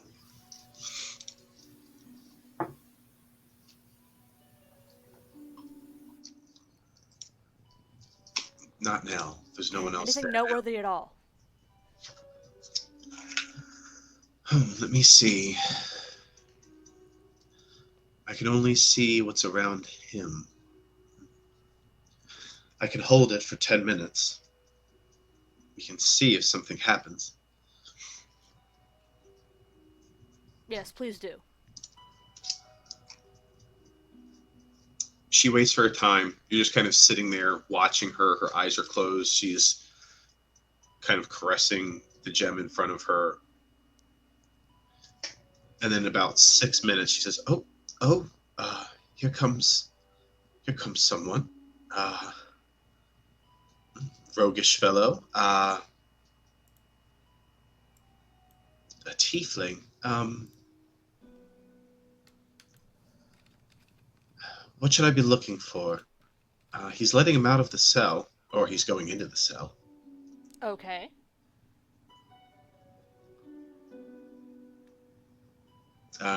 Red and black garments.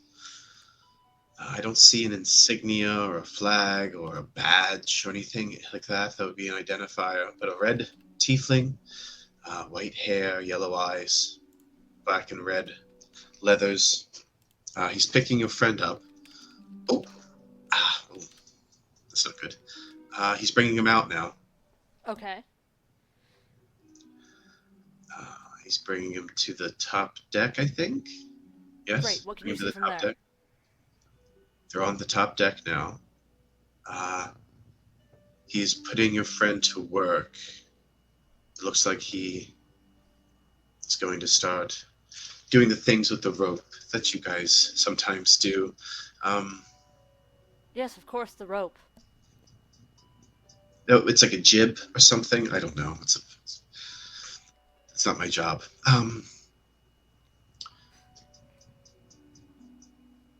I see. I see a captain, perhaps. Goliath. Dark blue skin. Tattoos, white tattoos. Eye patch. Big hat. Tricorn. Purple feather. Ooh. His fashion sense is wonderful, and yet I still despise him. Someone next to him, a woman. Okay, what does she look like? Fire genasi.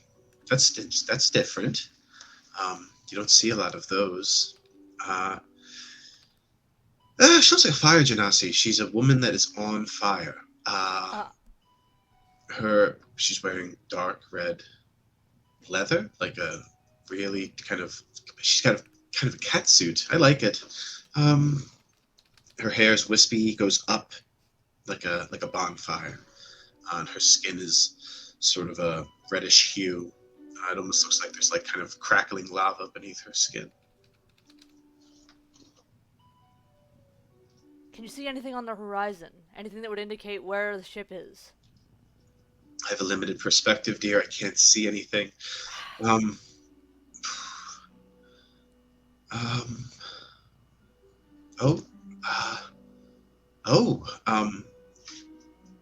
see an ice rise. I see. They must be in the Southern Sea. Finally a lead. Oh, and she takes her hands off.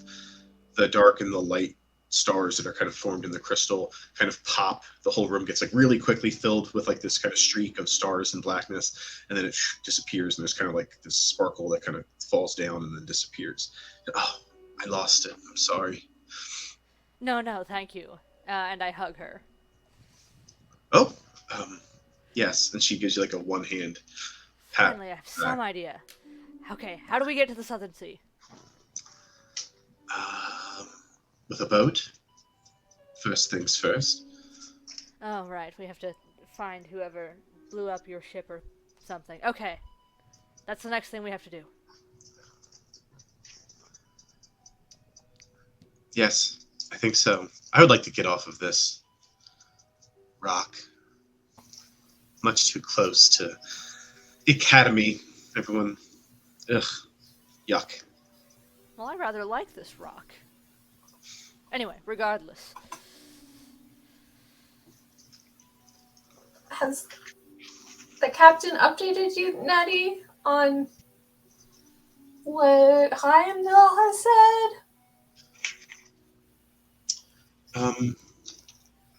No, not really. I don't care to hear. I'm a little frustrated with Edberg right now. Do tell. It's the second time that he has ignored my warnings, and just like the first time, disaster again. So, You you know, warned him? yeah, before we came into port, I told him that we shouldn't make port at the hole. I said it was a bad omen. And he told me to shut the fuck up. That's bullshit. And then, um, Oh, did he? and then That's we a very blew good up. impression.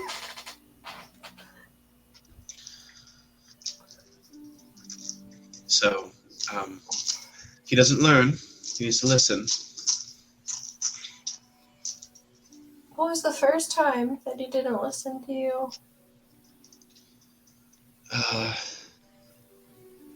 No, I'm probably said too much. No, keep going. No, I don't think he would appreciate me airing out his laundry.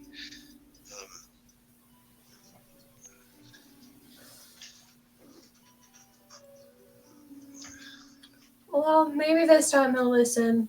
The next time. Probably not. If he didn't listen the first time,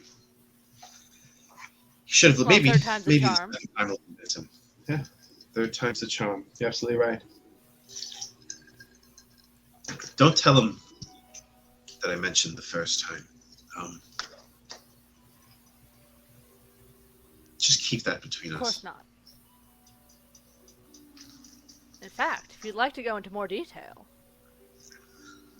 he wouldn't find out, I'm sure. Yeah, you can give me a persuasion check.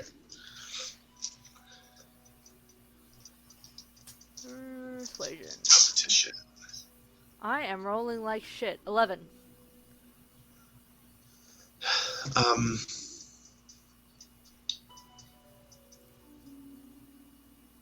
I told him once before that he was making a mistake.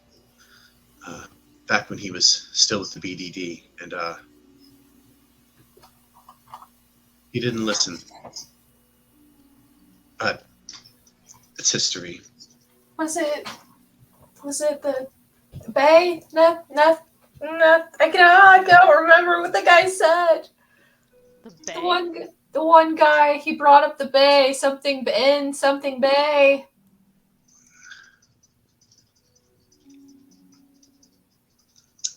She kind of side eyes you. Do you mention Barnabas when you say that?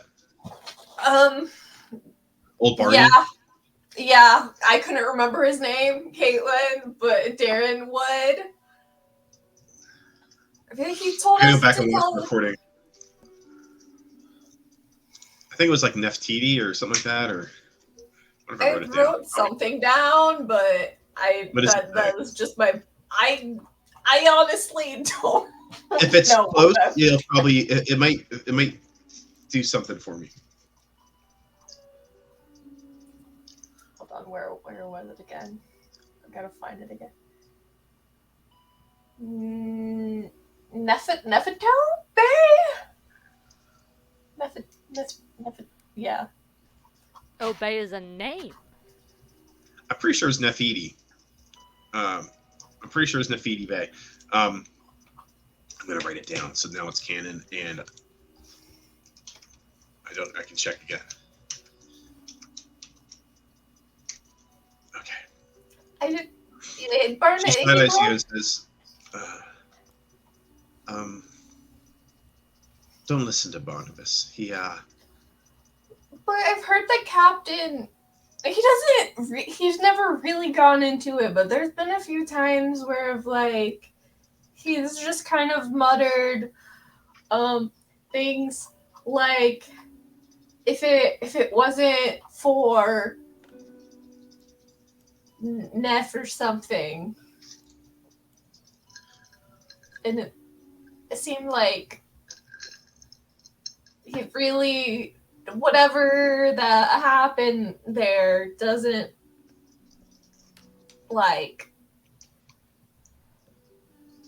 or wasn't good.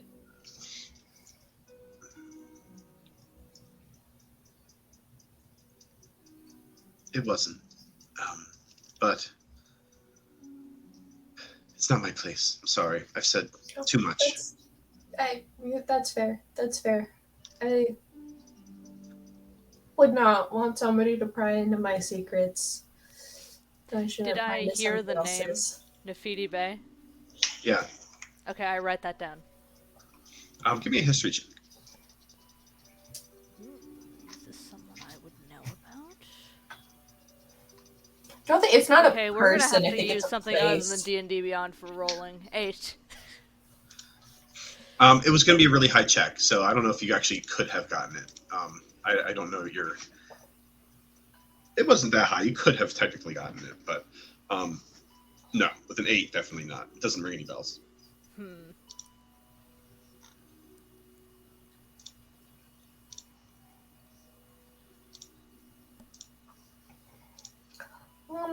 Well, Nettie, any advice on how to get information on the head of financials to potentially investigate and arrest, kill, something along those lines? Him?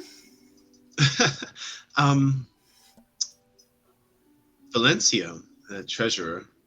Yeah.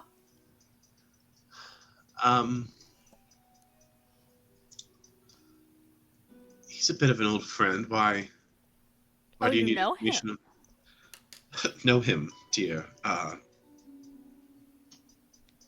I saw him for a bit. Oh. Recently? Oh, no. Okay. Decade ago. Well, apparently that's who Doll has said he thinks is responsible for the explosion and destruction of our ship.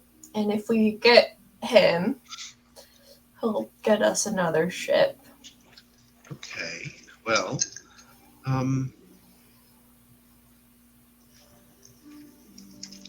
yeah, I hate that bastard. So, Which one? Hell. Which one?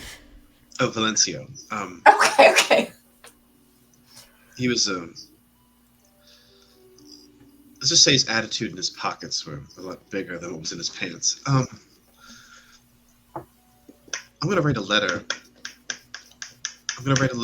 And maybe you could deliver it, and we could feign wanting me to meet him again. Yeah, some X drama. I'm in. I don't have to pretend to be anybody this time. I still could, though. I think that's still on the table. I think it could go better the second time. I also, I hate to admit this, she waves her hand, and a key floats over, and she says, I have a key to his estate. Well, that's convenient. Here, I don't want it. I'll take it. The star said to keep it, and I think this is why. But here, and assistant, paper, please, and a quill. He runs over, gives her the paper and a quill, and she writes a letter, folds it up. She flicks her wrist, and some lipstick comes from off of a shelf. She puts lipstick on, kisses it, and then puts it into an envelope, hands it to you. All right. Okay. Well, I guess we have a plan. We just gotta wait for Leovold to wake up. I'd say so. If you can find a way to deal with this issue without me having to spend a single second in the presence of that worm, that would be nice. But I feel kind of I'm bad willing to for play him. along as a member of the crew. So if you feel that the letter is helpful, feel free to deliver it. I mean, I could always disguise myself as you if we need to if he needs to run into you or something. Yes. I like that much more. You have my permission to use my likeness for whatever you want. I don't care. He won't notice that it's not really you?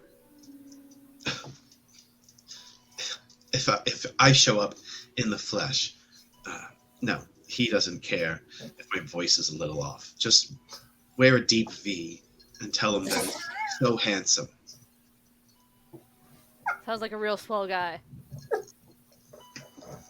Oh yes, very swell.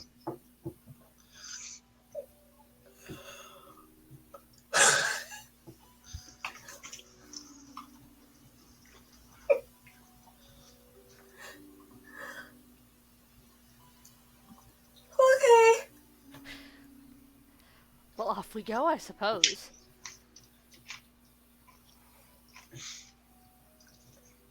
Yeah.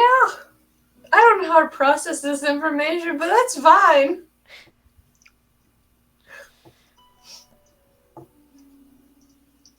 Good luck, girls. If anything else, let me know. I'll probably be here. Professor Humboldt is covering all of our tabs, so I'm gonna stay here and live it up while I can. Of course. I should get room service.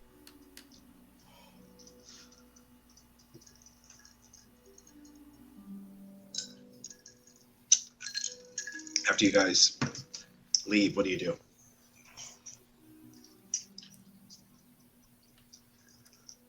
Well, I guess we gotta tell Damien the new plan.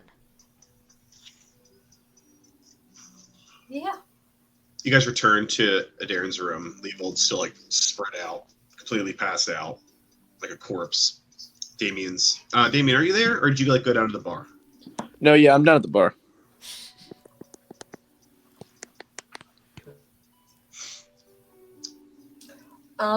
I'd like to actually, before we go down maybe to the bar, I'd like to just go around my room, and cast alarm, just to be on the safe side for if anybody, Be like ninja robots or anything. yeah, any robots or that essentially anybody that I don't know that's not staff. I don't know if I could designate it to be staff, but like anybody I like think it's that. all or nothing. I think it's like if somebody, but nobody really has any reason to go into your room, so it's probably okay to put an alarm by the door or something like that. Because the staff, as far as you know, like it would be weird for them to just walk into your room.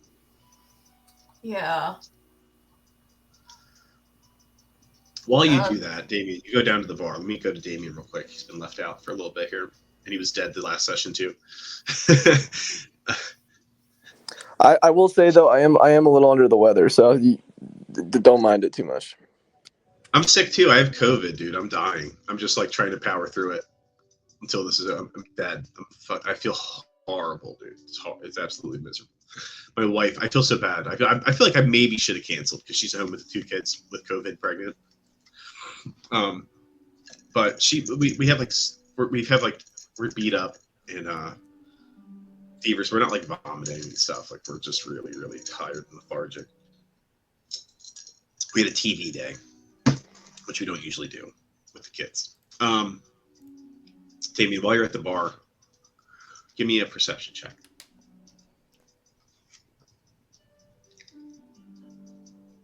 I got a 17.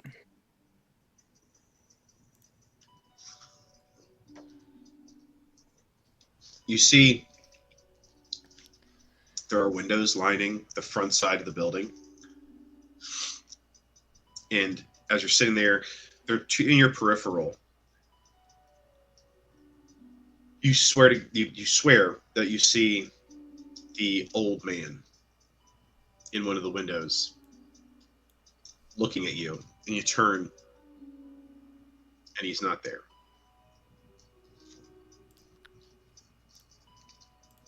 So I'm gonna. He was standing. I guess I'll go outside. You saw him. He was outside. Yeah, so I'm gonna go outside to see like if he was like trying to give me a signal or like if he's like hiding. But I'll go out there and check. You go outside and you see a robed man in black and white robes with the hood pulled up over his head, sitting on. There is like a garden with like a retaining wall kind of thing. There's steps that go down to the main double doors that enter into the sky saucer, and in front of that, there's like this tiered garden that has like some little trees and bushes and stuff. And you see this hooded figure sitting on one of the lowest tier of this like garden thing. And you're pretty sure that's him. He doesn't like he's just sitting there with the hood up. He doesn't turn to acknowledge you or anything. Do you want to talk here? I think here is fine for now. I just wanted to check in. I know I can't find the woman who was my point of contact.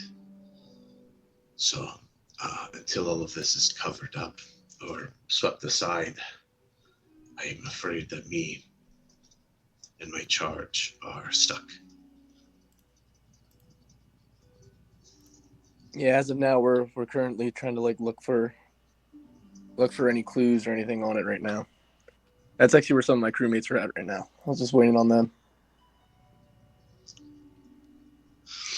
So how's the boy? Have you seen him since last time we talked? Yeah, he is fine. Restless, but he is fine. Yeah, I get that. Is there any like way I could contact you in the future, like in case like I find any new information out about this? As you go to ask him that question, he says, "Here," and he writes something on a piece of paper, folds it up, hands it to you. He says, "I'm going out on a limb, trusting you. I hope I don't regret it." So I'll look at the paper. What's on it?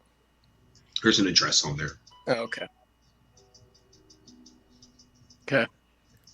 I'll let you know if we find anything else, but we're also waiting for my one friend to wake up. We had a pretty rough day yesterday. Your point of contact, that was the person we were with, right? That we escaped with. Yeah. We think she's alive. She was alive when we last saw her, so I don't think all is lost yet. I think she is going into hiding. I don't know where she is, but I didn't want to be in the city very long. I'm afraid that some people who would prefer that my grandson does not return could start to sense us.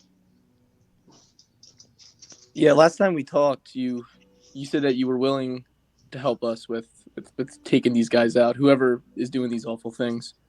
Now that you guys are stuck here, I'm assuming that you're willing to help us if we find out who this is. If it will get us closer to getting out of here, I will help you. Okay. I'll let you know with any information I find, but I got to talk to some of my crewmates first. I don't know where they're at. All right.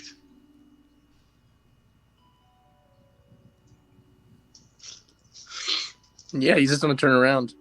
I feel like Damien's like a lot more interested, like in the not interested, but he's more friendly with the kid than the old man, so he's just kind of short and sweet. Yeah, the old man's a little hard to talk to. He says, as you turn around, start walking away, he says, "May the divine dragon watch over you." And as you like turn to maybe say something or just kind of look back, he's not there anymore. I gotta freaking ask him how he keeps doing that. And I'm just gonna just keep walking. You go back inside. Right as you sit down, Darren and Lysra come down and meet you at the bar. Hey, so I just got done talking to the old man, and that was on our ship, and he said that he's willing to help us if we can find out who the culprit was. How about you guys? Have Our you guys list of found out anything allies out? grows.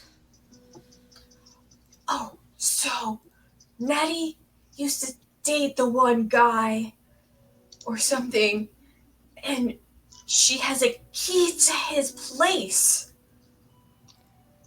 Interesting. And also, she gave us a letter that we can say that she's sending, so we have reason to approach him. Honestly, I feel a little bad for the guy. I don't. I really don't, but We'll find out if we I should mean, feel he might have bad. blown up your ship. That's true. If he did, I don't know that I trust Heimdall. But if this guy did blow up our ship, we might as We well. have to at least find out. Yeah.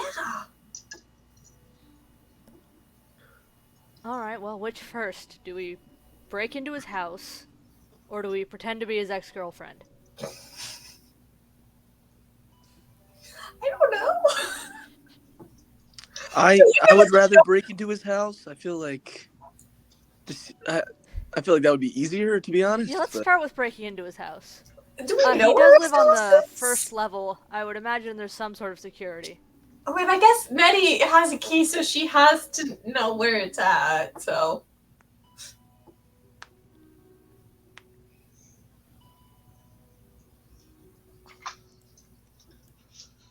Yeah, she would know where it's at. You could ask her, and she would tell you where it is. Let's Right. find out, I guess. We're gonna break in. I think she would probably have told you when she gave you the key. Yeah, that would make sense. I mean, it's technically not breaking in if we have a key. Sure. anything. We're just going in. Yes, exactly. She would have told you that it's on the northeastern side of the first floor. It's in the back, kind of tucked away. It kind of hangs off of the structure itself, so it's kind of like sitting over the blue. She would have told you it's hard to miss. Big statues, some fountains, landscaping. Sticks out. Wow.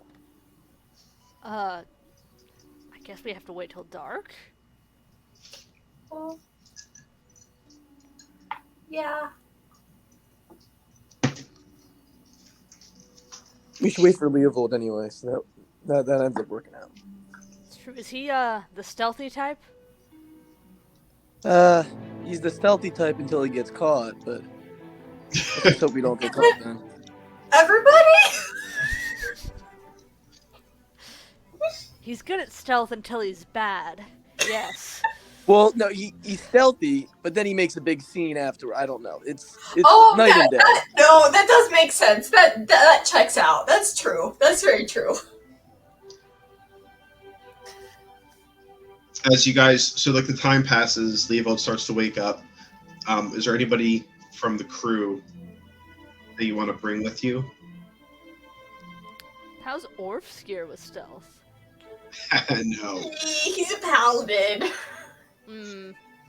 I mean, if we wanted to do the idea that Nobody's left alive to tell on you. It's all the same, right? That's true. like I know bringing, because like I know one of the ideas was like disguising as the ex-girlfriend. Would Nettie be willing to come with us just in case we get caught? Hell no. Hell no.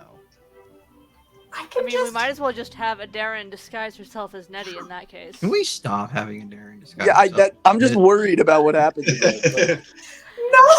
I mean, unless Nettie is also going to be kidnapped and brought to a robot facility. I think it'll No, be but Nettie fine. doesn't go anywhere without her assistant either. Could we take the couldn't she assistant? technically read her cards to see if it's a good omen or not? I feel like she has read her cards and it just maybe is jumbled. Kind of like a Darren's. Yeah, she said it was weird. Yeah. You're a fortune teller. You can't read your own fortune. It never comes out clear. I think I'll just disguise myself as her. I think it's fine. because I one support this. time it's gone wrong. She's not a robot this time. Like, we at least know who that she's disguising herself as this time. Exactly. What's the difference between Nettie coming with us and me disguising myself as her? If the dude still loves Nettie, According to Nettie, he does not. Nettie could be a bitch too. Well, yeah, that. Wait, is Leopold awake now? No, this is Troy making his statements. I'm still I think asleep. Leovold, no, you could be awake at this point. You guys are like, I would say that you guys are Leovold has woken up. And you guys are planning what you're going to do. It is like a solid. He would have woke up around Oh, like I get 5. rid of 1 point of exhaustion. Yay. Isn't Leopold technically an elf? Yes, Does yeah. it? You need Leopold's 4 an elf? hours? No. Not with exhaustion. Oh. Exhaustion, you need to do nothing for 8 to get rid of it. Like a His legitimate programming full failed. And he just long passed rest. out. Also, no one noticed, but like, because no one fucking pays attention to Leopold, he don't have a gun anymore. Oh yeah. Oh, right. Right. Right. Yeah. He don't have He's on. shit. I mean, Oh, can you man. just make another one? Takes 24 hours. That's why we got to sneak into here. We can't get caught, guys. We don't have any boomsticks. We got. I don't have boomsticks. I don't have smoke grenades. I don't have shit. What? I got fists. What? Look, it was a bit of a time, okay, after you were captured. Okay, but Yeah, there's a lot of cliff notes that got scanned over. what? You don't.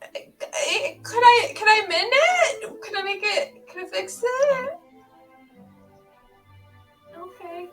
No, Well, okay, first off, where are we at when we're talking? Like, are we in We're in a Darren's room. room? Yeah. Okay. Well, did Darren cast the alarm spell? Like, Yeah, did she cast it or ritually cast it? I can't ritually cast. Oh, okay, never mind. Say, if it took 10 minutes, you might have heard him talking in his sleep. But if it was just an action, then probably not. No, I mean it still takes a minute to cast. But you know, he wakes up and all he has is like his bag. That's very lightweight. No, not really. I just have the bullets for my gun. What catch me up. What do you know from what was it, yesterday? 2 days ago? I don't know. Yesterday, it was yesterday. Well, What do you Heimdall know? thinks that the treasurer blew up the ship.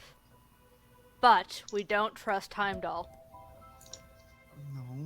They took a Darren and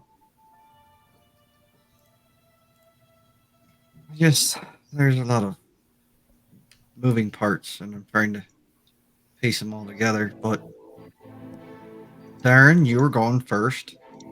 What do you remember and what were you told?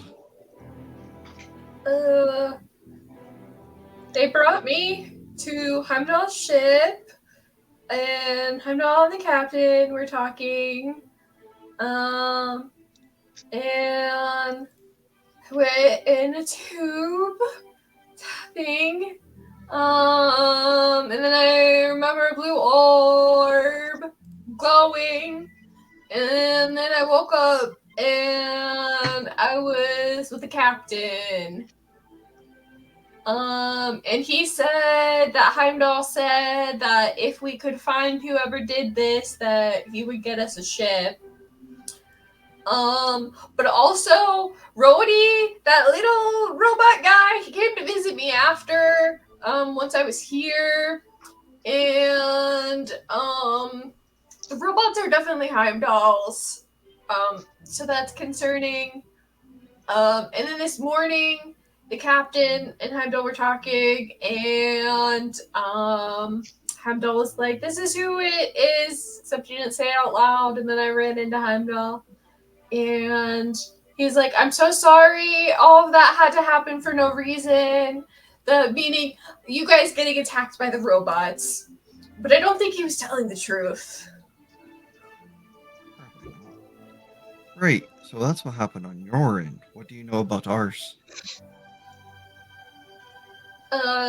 Cat, snake people, lizard people, sewers, lamplighters. So we're trying to actually prove that the lamplighters are innocent. If they are, we're still not entirely sure. Yeah, I mean, it seems like They don't seem like they're the ones that would do something so radical and not have a plan for it. And they're also scattered at this point too. That the I mean, person if they're you saw the leader. The leader's pretty logical. I wouldn't see her doing that if she didn't get the, like some I mean, sort. she is, but the organization seems so fragmented. I mean, any organization's fragmented like that. Even hell, our crew is. I just wonder if all of them know what all the rest of them are doing. It could have been Probably any not, but the captain lamplighter. don't know what the hell we're up to half the time either. it's true. I think this is a lead. The head of financials is Right. the treasurer is a lead, and So, Worth checking at least. Heimdall That's wants this fine. person accused for a reason. But if we get into a scrap, I'm gonna be pretty fucking useless. Should we wait? I mean, I don't. Is there a rush other than That depends on all of you. getting a Let's just not shit? get caught. I mean, I'm for gambling and all, but We could try to scout for a I day. Oh my bad. I used my technology to bring that one back to life. What? Can you repeat that? Wait, back to. I'm sorry. What? Did you think he was just unconscious or something when I was carrying him through the sewers? No, but then He I was saw dead him white. walking around, and I figured I must have been wrong. I tied him to my body. I wasn't gonna leave him there. All right, so let's get the real version of everything. So after you left, we got into another scrap after talking to the lamplighters.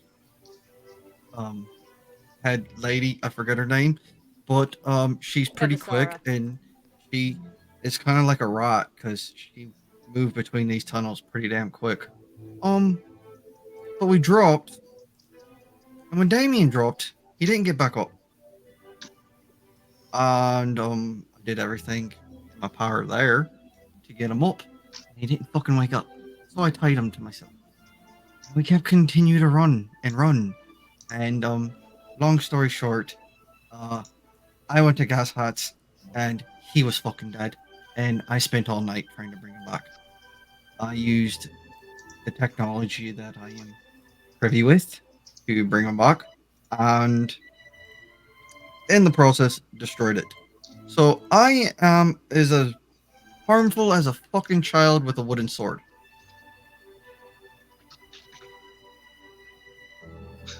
I'm sorry, you brought him back from the dead?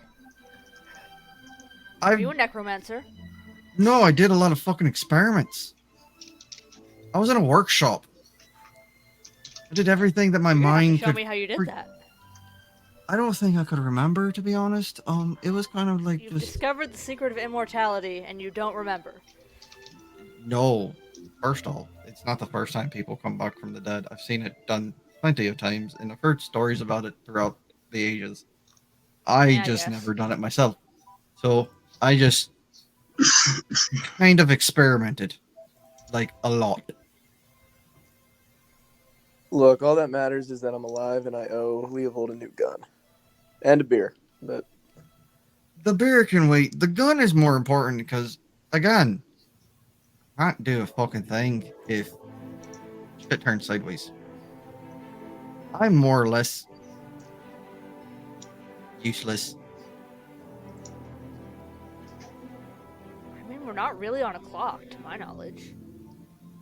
Well, we kind of are. I mean, not with this treasurer fucking guy, but I mean, the lamplighters, they're scattered. We gotta find out how they're innocent and who's really behind everything. Whether it be this And we gotta get that ship so we can go to the Southern Ocean.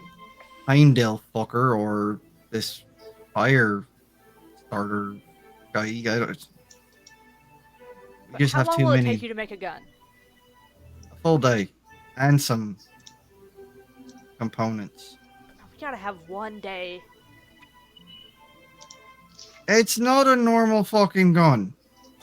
I mean, it brought somebody back from the dead, so. It runs No, off that's what I'm Aether. saying. We have a day. We can wait for him to make a new one. I mean, I could. It'd be pretty shoddy, but I could probably do it. I might scout out the area then. Not, I won't go in at all, but I might just scout out the outside just to see any exits before we go in. If you guys are cool with that.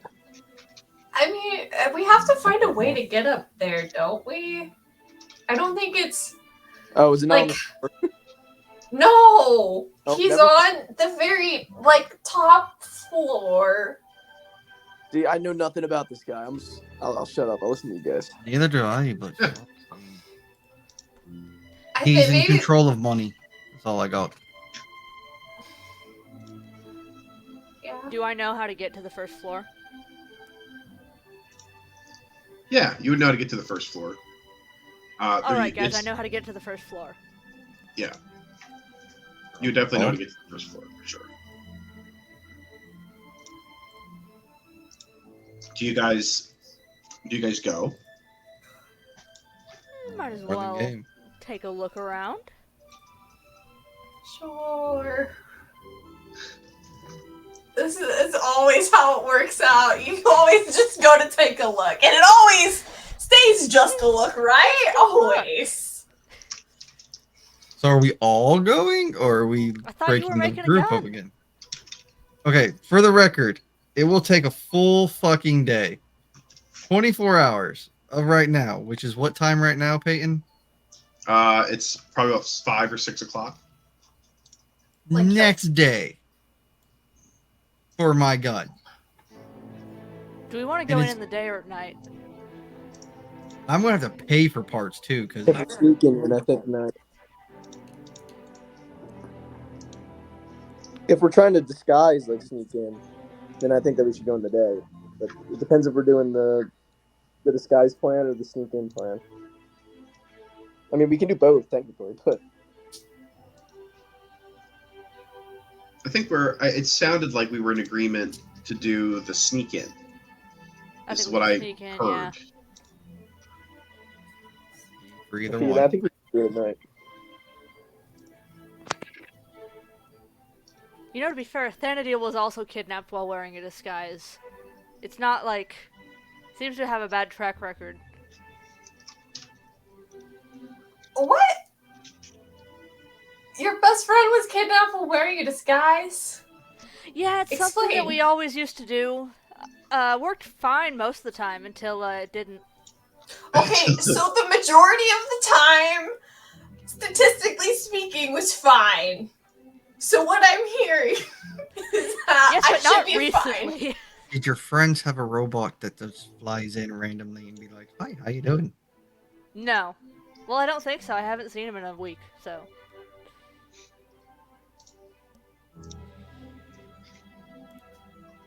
Listen, I'm not a fan of Darren changing her form to be someone else, especially with previous histories that are very fucking recent. But that's the only thing we got. And we fucking do it.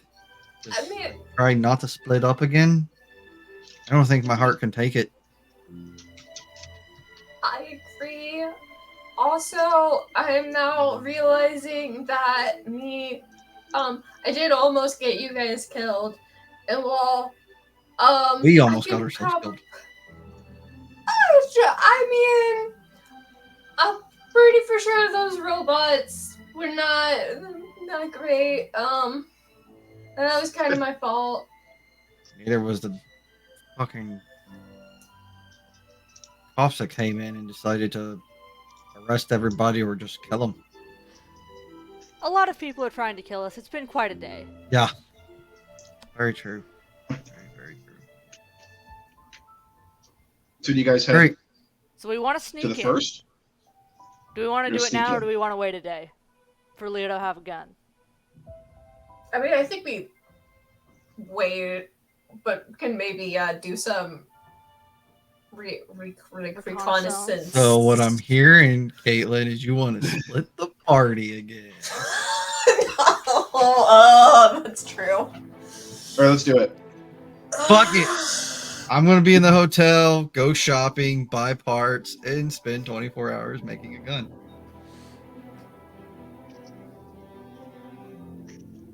It will be a very basic pistol, more or less, because that's the easiest one I can make right off rip.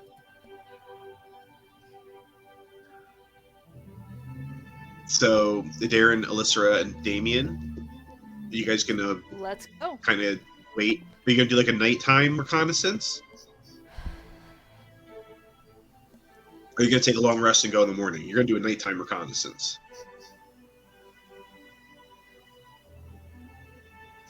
I mean, we're planning to go in at night, so I suppose we should stake it out at night. Okay. Cool. So you guys head down the central avenue that goes down into the center of the 31st floor. There is a central column, and this one you can go as high as like the 70s, and then from there you can get up to the first. So you get in here, there's a lift that takes you up to the 74th floor, and then from there you can take another lift that takes you up to the first floor. And when you come up here, you're in the center of the first floor.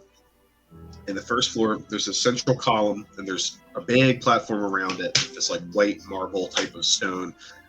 There's these fountains that pour off of the sides of the column that you come out of, and then like all around in this like central little park, there are like these gardens that are built with like little. You're like it's sort of like Central Park, so you're in this make believe nature, with these large streets that go between these large manicured gardens. There's fountains everywhere. There's like even at night there's like people hanging out here. There's like little stalls for food. There are benches that people are sitting on and stuff. And then outside of this platform where all these manicured gardens, this sort of central park of the first floor, there are several bridges that come off of it and connect to 4 districts. And below that there's just like a gap, so like this central pillar is like suspended in the air, and you can actually see down into the 100th floor, which is Aurora from there, and it's really deep. So the first floor is like much higher, or actually thicker, I guess is what you would call it, and there are like these habitable zones inside of, there's like kind of like 100.5 floor, where there is a space between the 100th floor and the 101st floor that is mostly for people to live in. So it's like kind of like tightly packed, like apartment complexes and stuff like that. You can see down into the structures from up here. There are like these stone staircases that go down the side of this ravine, and then there are like these like wide sort of hallways that disappear into the structure itself, where you can see like little stalls like on these like small alleyway type streets, and you would know that that's where like a lot of people live. It's probably about 10 stories thick, where there are these alleyways that are just kind of like disappearing into the side of the 101st floor. You guys know you need to go to the northeast side of the 101st floor as per Nettie. So you cross over the top right bridge into what would be considered like the business or financial district. The Aethra Academy is to the left, the northwest side, and you guys are going to the northeast, which isn't super important. But as you get over here, you start crossing the bridge. There are these like black lampposts that light this bridge. It's much fancier and nicer than any other part of the city. And from here, you can actually see the sky, which is nice. You can see the two moons, Hearth and Helm. They're purple and blue, and they kind of like Hearth is the big purple one. Helm is the smaller blue moon that rotates around Hearth. And then, excuse me, you can see like a bunch of purple and pink lights kind of cascading across the sky from behind the moons, and then dazzling light of the stars above. So you make your way across the bridge into the financial district. These like big white kind of marble stone buildings with some of the roofs are like these sort of like Asian looking green roofs. Some of them are these like kind of gilded metal roofs. And they're all kind of like interlocked to one another with these very well thought out street plans. So it's like it all kind of flows into these like business centers and then habitable streets. You go to the very northeast corner of the financial district, and it, like she said, not that hard to miss. There are these like big homes in the back. A lot of the houses are like multi-units in the front part of the financial district. Like it'll be an apartment built on top of a business, or like multiple apartments built on top of a business. Back here, it's like these big sort of mansions that are right on the edge of the 101st floor, like kind of hanging over or just on the edge, overlooking the blue. But you can see one particularly large estate, big gated fence, like these big kind of like stone manticores on the side of the gate, and then in the back you can like hear the sound of the fountains running. There's like birds chirping. They're like living in the manicured gardens outside of the estate as this thing kind of unfurls and hangs off of the side. Very clearly like a solid bit of construction hanging off the side of the 101st floor. And then the big ass estate in the back with this kind of like Roman Greco aesthetic with this big staircase that goes up to a gigantic front door. And you can see all this just from like the street for the most part. The house is slightly obscured by some of the gardens and like these big manicured bushes that are in the front, but you'd still be able to get kind of a view of the house itself. While you guys are viewing this, give me a perception check.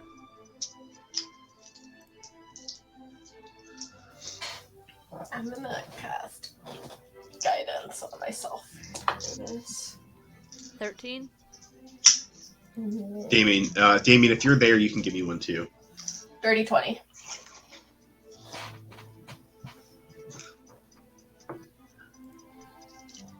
Damien, if you're talking, you're muted, just for the record. If you're not talking, it's okay. Love you. 20's pretty good. So both of you guys can see that there are clearly two guards standing at the gate itself. They are wearing a different get-up than, like, they're not BDD. These are like private mercenaries or security or something. The armor has a strange mask. They have like these big metal kind of like hats. They're almost like a tricorn hat, but metal. And then the helmet it almost looks like kind of like a jester mask, sort of. And then they have pretty well-made, expensive-looking kind of plate-level armor on, with this black and green design on it. Two at the gate, and you can see that there are some moving about the gardens beyond.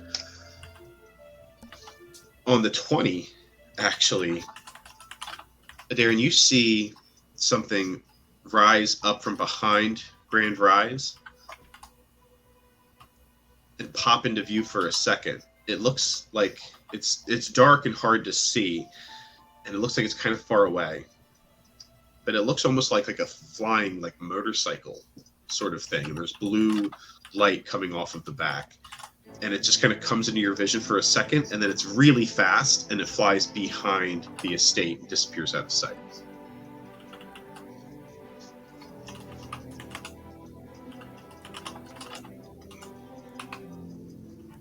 seen anything like that before? No, I would not make you roll for it. Probably not.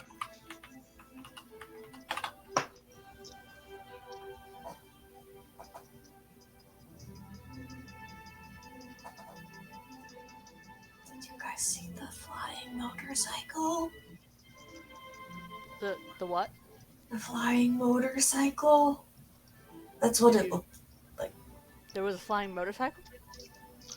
It was like I describing it as a motorcycle. It was just like a small one-man vehicle that was flying. I just used like the quickest terminology I could to kind of describe it to you. It looked like maybe you could say it looked like a canoe or a skiff or a small boat.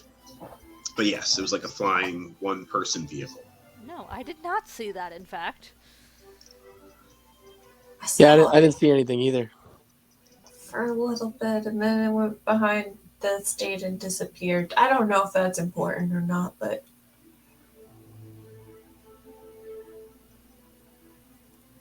Okay. Well, the guards are definitely important. yeah. Aliska,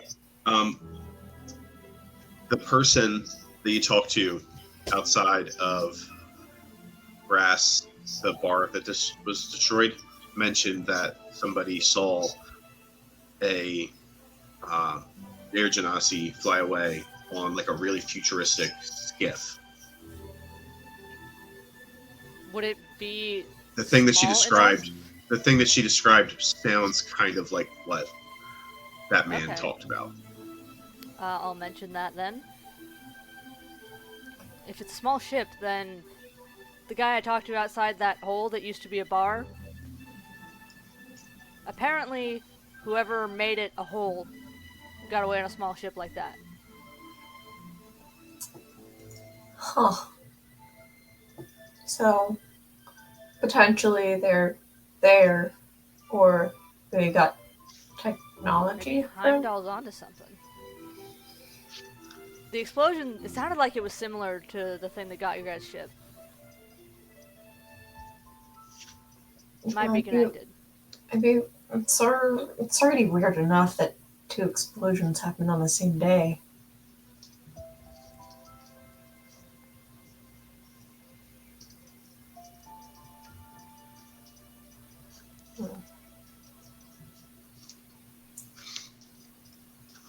What do you guys do now that you're outside of his perimeter?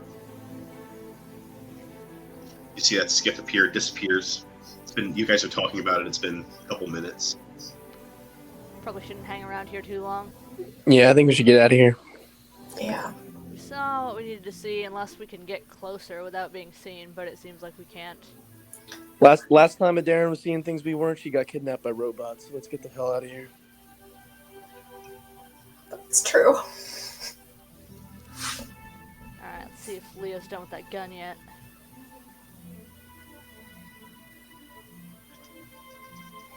Everybody give me one more perception check as you start to leave.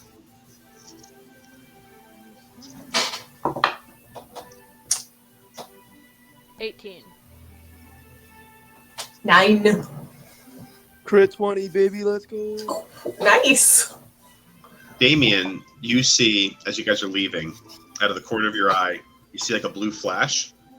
You turn to look real quick, and you see the vehicle that Darren was talking about really quickly come into view. It looks like it was leaving the estate the same way it came from, and then it descends down below Grand Rise and disappears out of sight. And you see it for like maybe a couple seconds. It's maybe been like a few minutes since she said she originally saw it arrive at the estate. So it looks like she came, or it came, and then left pretty quickly within a window of a few minutes. I'm also guessing that it's like way too fast for us to do. In the span of time that you saw it, like you saw a little blue flash, you turned your head to look, and it was just this blue streak that disappeared out of sight in like a second. Okay, Darren, I'm sorry I doubted you. I think I just saw it, so I think we gotta get out of here. Everyone's seeing this thing but me, huh? Don't worry, you'll see it eventually. Alyssa feels left out. It was a 20 to get, so I'm actually surprised we managed to see it twice. Now we gotta get a Tron bike at this point. Yeah, we need a Tron bike. Now that we know that there's Tron bikes out here, we need a Tron bike. Yeah, I 100% agree with you. Give me time. We need to kill this one. We need to kill this woman and steal a Tron bike. She blew up a bar. Yeah, so like the least we can do is steal her Tron bike. You know. Find out they're not involved with our ship. We gotta steal the Tron bikes. So you guys head back. It takes you a few hours to descend back down to the 31st. When you get back there, you return to the Sky Saucer. Levo would still be at work, tinkering away. He would actually probably be like, it's probably around like midnight when you get back. So he would have been working for like 6 hours. He will need to take a long rest, not only to lose the point of exhaustion that he has, but in order to not gain more.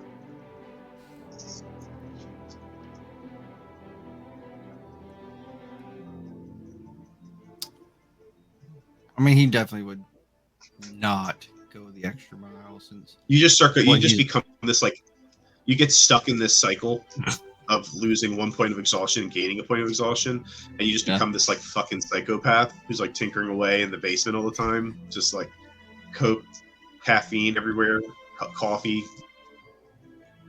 Twitch. You develop a Twitch and a lisp or something weird. Well, that's why he said 24 hours. If he were to make a gun straight out, it would take half the time, if not a quarter. But taking his time, knowing that he's not all there right now, just fucking tired and the shit he's went through, yeah, he's definitely gonna like make as much as he can in a night, sleep, and then Yeah. wake up and like go back to work. You can probably get a long rest tonight, wake up in the morning, recover your exhaustion, and then bang out the rest of the gun before the next night so that you're able to go and be armed.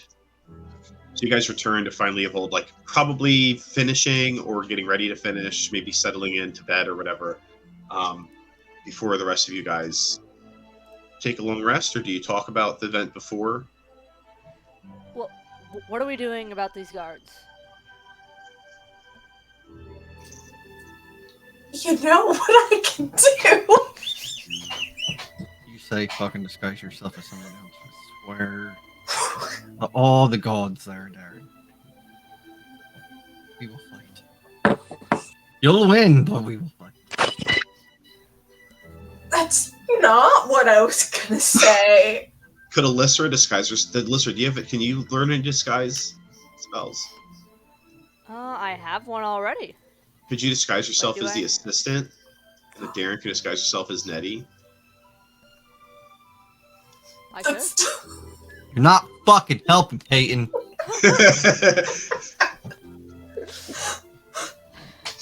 We're Would me going and Leopold even be undercover. allowed in at that point? I mean, I guess we could be like your bodyguards or something. But Yeah, maybe. Yeah, we could have an You could- entourage. I can definitely pull off a guard for sure. how about this? How about we try to sneak in, but that's like our backup plan, maybe. Like if we get caught, we're like, "Hey, it's Nettie. How we doing?" Like I don't know. Like, Sure. Hey, it's Nettie. Darren, pull your shirt up. Hurry.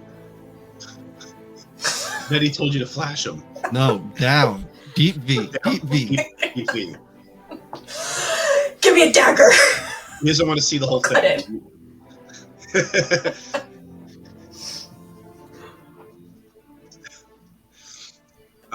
So do you guys, does that sound good? Do you want to kind of fast forward to that? Sure. So Leopold, you finish, you take a long rest. The rest of you guys take a long rest. Wake up the next day. You get food at the bar. You hang out. Leopold finishes his gun. Cool. Probably a little bit late. He probably finishes it around like 7 or 8 o'clock. At which point you guys could set out and you'd arrive at his estate at like 10 or 11 o'clock. All right. We should be disguised by the time we approach. You're disguised as the assistant. You've seen the assistant. You can take a disguise that looks like the assistant. Nettie or Darren, you can obviously, you've seen Nettie enough to be able to disguise yourself as Nettie. You have the letter. You have the key. How do you don't know where the key goes. You know it's a key to the estate, but you don't know if it's like a back door or a front door. Maybe you could. She would if you would have. We didn't ask her if anybody had the thought to be like, which door is it for? You. She would have told you. Kind of assumed that it was just the front door. Yeah, nobody asked, so you don't. You're not. You could just assume it's the front door, and maybe it is. You know, it's hard. To, but you wouldn't know that for a fact. But as you, how do you guys? So you want to try to start with the sneak.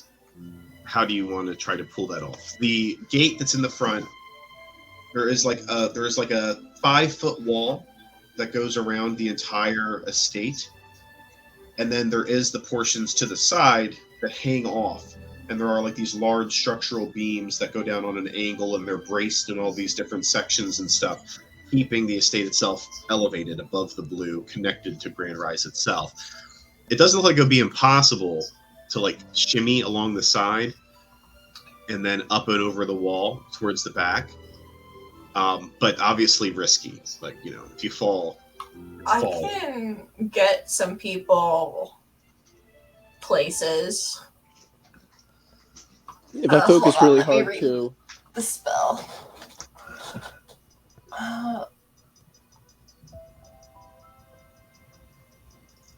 So the front is guarded? Man, The front is guarded. There are 2 guards at the gate, and then you can see guards beyond the gate that are like rotating around. And you can see that you can give me a perception check to see how much you can see into the house. There are gardens that kind of hide the front of the property pretty well. Yeah, I can. Here's D&D Beyond again, so I got an 8. You gotta I send can tell. we gotta send Alyssa some dice. You need to send her. You need I to have get a book. too many dice. You could I say, do you want some easily metal take dice? mine. Because I got plenty. Yeah, we gotta mail Judy some dice. She needs. I do need some dice, yeah. I don't have any money right now, so I can't buy dice. You gotta take what you can get. An 8 on an 8, you can see what you can literally see in your view, but you're not able to get an angle to see if there's like guards up by the actual estate itself. The gardens kind of obscure your vision, and you also don't want to look suspicious. The guards that are rotating or like moving. Yeah, they're Time? pacing around. They stop. They stand in a position for a few minutes. They walk somewhere else, and there are other guards that are. Looks like there's kind of a perimeter, and they are walking it. I have. Go ahead. I was gonna just ask: is there like a opening at any point in that perimeter that Level may notice? Give me a perception and/or investigation. Well, you already know. All right. Wow, it's like he's back at home. 25 for a natural 20 for Oh perception. yeah. So you guys spend a little bit of time. You're like off to the side. You're trying to be like inconspicuous, not drawing any attention to like have the guards be wary of you. And you do notice that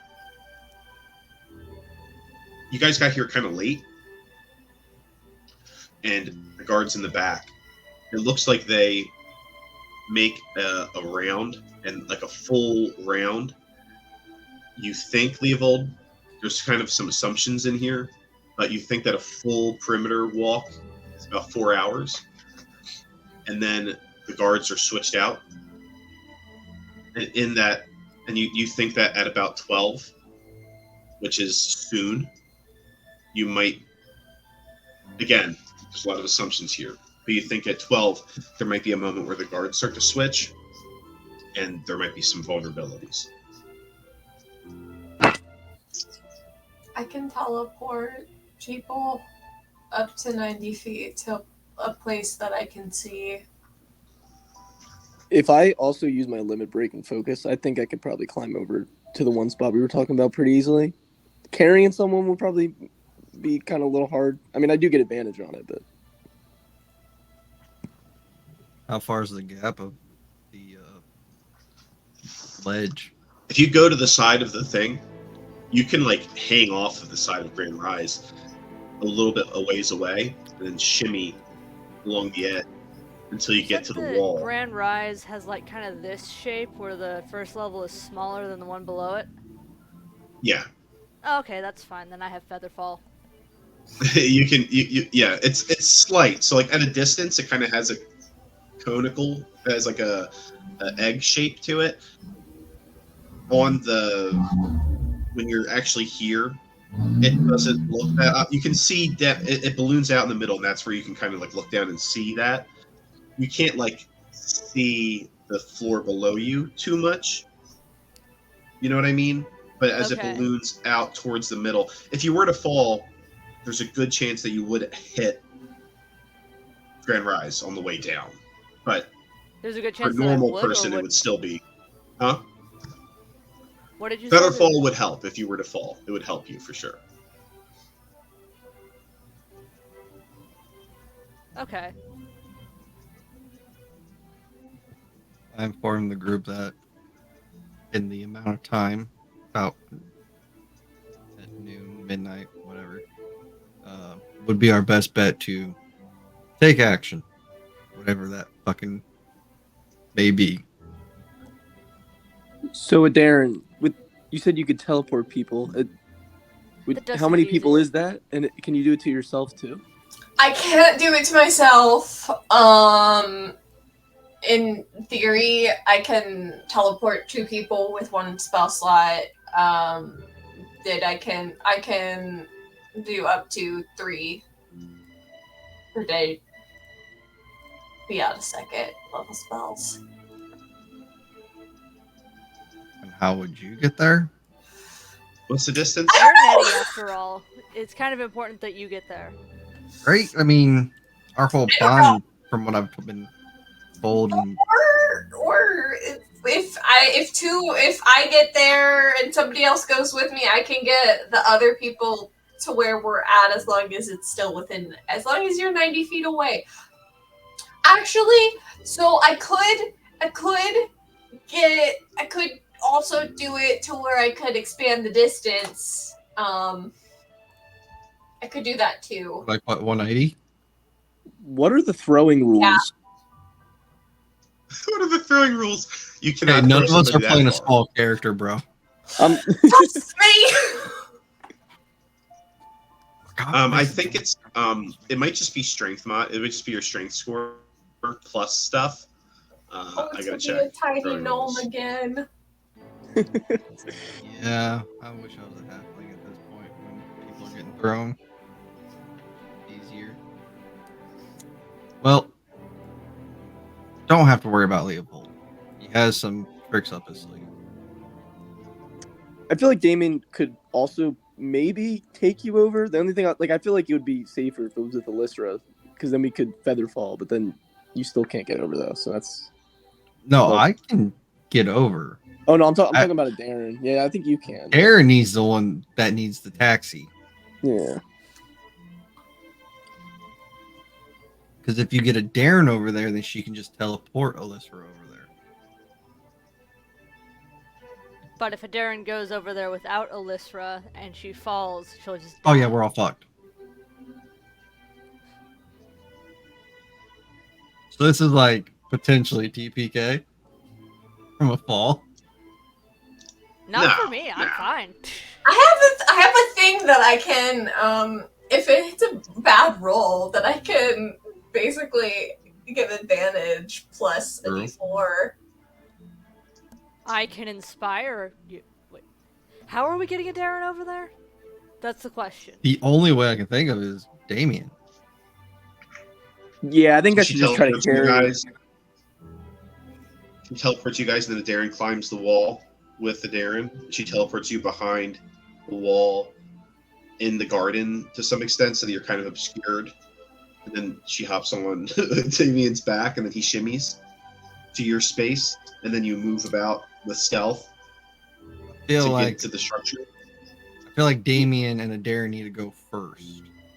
And then if they make it over, teleports a Darren can teleport. Okay. Damien, give me an athletics check, if that's what we're doing. Okay, I'm gonna use my limit break then. Okay. So I'm definitely don't need that. Get it, Cloud.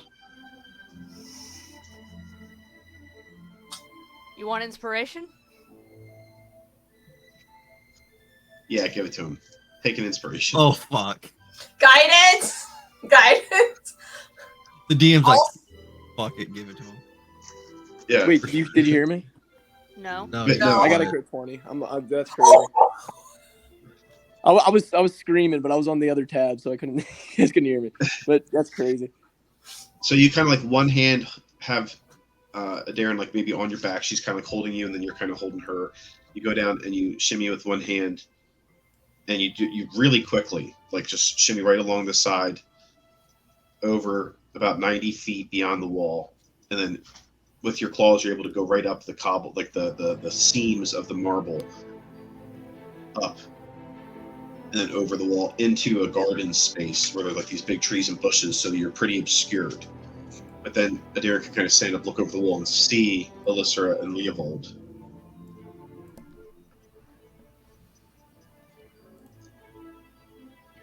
Yeah, without that advantage, I would have got a 5. So thank God. So I'll take it. Adair, are you able to? You said you're able to teleport those two to you. Yes. I mean, this sounds like are they within 90 feet? Yeah. Okay. Would teleporting both of us kill both your spell slots? No, I can do. I mean, I can either use the spell slots or I can do two sorcery points. Yeah, 2 sorcery points to do twin spell. Either way, you're wasting, or not wasting, but using a lot of resources.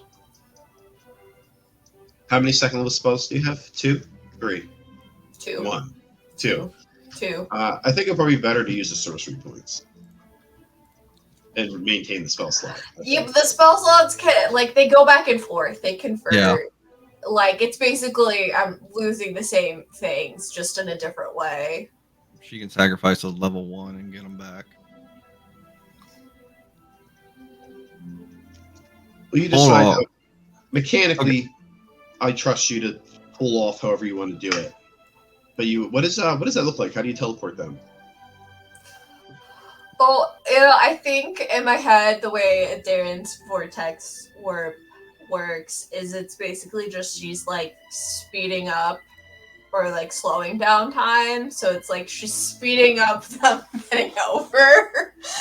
Essentially, it's like on fast forward.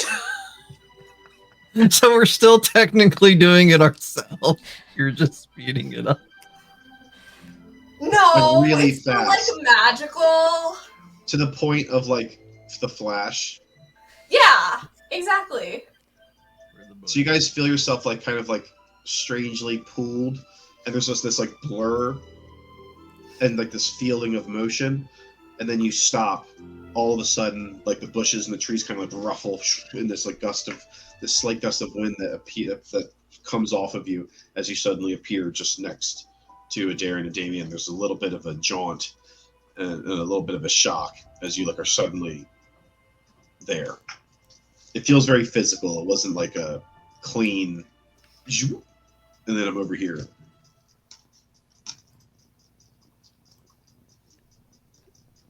Oh, Okay. now what? You find yourselves in the gardens at the bottom southeastern corner of this complex. The guards are in the middle of a rotation. You have probably about 15 minutes before 12 o'clock when Leovold thinks that they might shift out and create the best opening.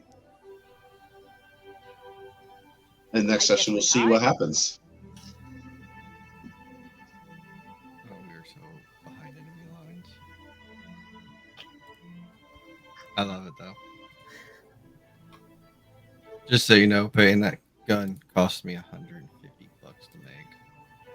How did we decide the rule for that? It's in the gunslinger thing itself. There is 1, 2, 3, 4, 5, 6, 7 firearms that I can create or buy, and they have cost prices. Oh, okay. Okay. So, like a palm pistol is 50 gold. I did a Because normal for your pistol. book, I don't think we'd ever put a price in there. No. Yeah. I'm just going off this one. I'm kind of mixing and matching. That makes For a sense. pistol, it says 150 gold. So I was like, all right, I had 200. Well, there are 2 items on here that just say crafted, so you're gonna have to come up with a price. And they're pretty like devastating fucking items. Good. Yeah. I can have a mortar. You can have a mortar? Yes. Jesus Christ. You should make a mortar. Fuck the stealth thing. Let's just Vietnam. That's the problem. It's a craft one. I really do want to build it because it's 2d8 fire damage. It's not piercing. It's just straight fire, and it has like the explosion thing, which means So it's like a 5-foot. everything in a 5-foot target radius make a dex save against my spells DC or suffer another additional 1d8 fire damage. But What's the range? Is it an attack roll or is it yeah, it's an attack roll. It's 30-60. only 30-60 though? Yeah, it's a hand mortar, I should say. Oh, Hand okay. mortar. Well, that's badass though. A hand mortar sounds. I just so have a bad. hand cannon on me, and I'm like, boom, bitch. Yeah, that's badass. That's bloodborne as hell. I love it. Yeah. And Damien's got fists right now, so. Fists are good, man. Fists are good. And I'm gonna get those weapons at what? I think it's level 6, or is it 7? Either way, I'm gonna be getting all them weapons then. 6, I think, is when you get access to the divine armory or whatever it's called. You don't know your own creation? Which weapon are you gonna? I'm like really privy to the giant curved greatsword thing. What's that one called? Oh man, the soul cutter, whatever. I don't remember what it's called. The But soul split katana, I think it's called, or something. yeah, the soul split katana. I think. Yeah, I'm pretty privy to. I'm a little bit partial to that one, but I mean, I might just use it because it's Lethal a great Cloud sword is for probably the monks. best one. Listen, I just want to level up so I can get a damn feat. Playful Cloud is probably the best one. Situationally, you can do like a shit ton of damage. So Do I get I get them all at the same time, right? Or do I get one of them?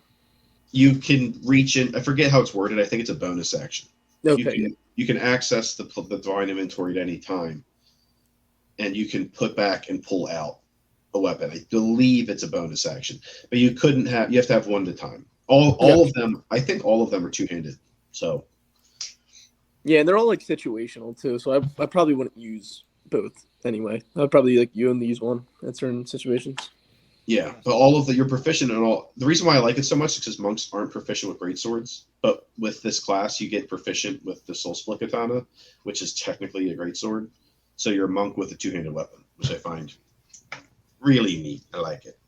Yeah, because like monks really don't do anything until like after like 11, and their punches actually start scaling a little bit. But Level 5, all you do is waste your key points on stunning strike. well, that's the thing. I'm not using stunning strike at all. Like my whole which is funny because like that's Monk's whole thing. So this He's is a that DPS. He's gonna have. What's your modifier for your damage when you have limit break on? When your divine limiter is on? at level 4 it will be +9 Yeah, Damn. because I use my Like strength to damage? to damage. Oh, okay. Damn. and rolls. Yeah, Is that? I mean, I got a 20 dex, +9 right 18 now with my pistol. Is that 20 Damn. dex, 18 No. strength? I think it'd be 20 strength, or it would be 20 con, and then I wouldn't go the damage route, and I would just get more health. I got to figure out what I'm doing. Yeah, but that having that +9 to damage with your punches could be crazy because you. Can Oh, no, hit that is. I mean, You get hit so many times, and even though like you're not doing like big burst damage, you hit somebody 3-4 times or whatever. That's also only like for like the player. That's only when like I'm in limit break though. That's not like all the time.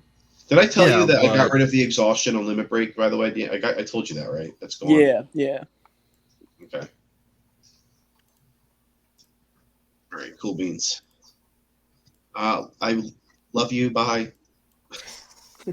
See you guys. Feel hope you feel better, better. man. Yeah, I hope so. Take care, everybody. Adios, fellas.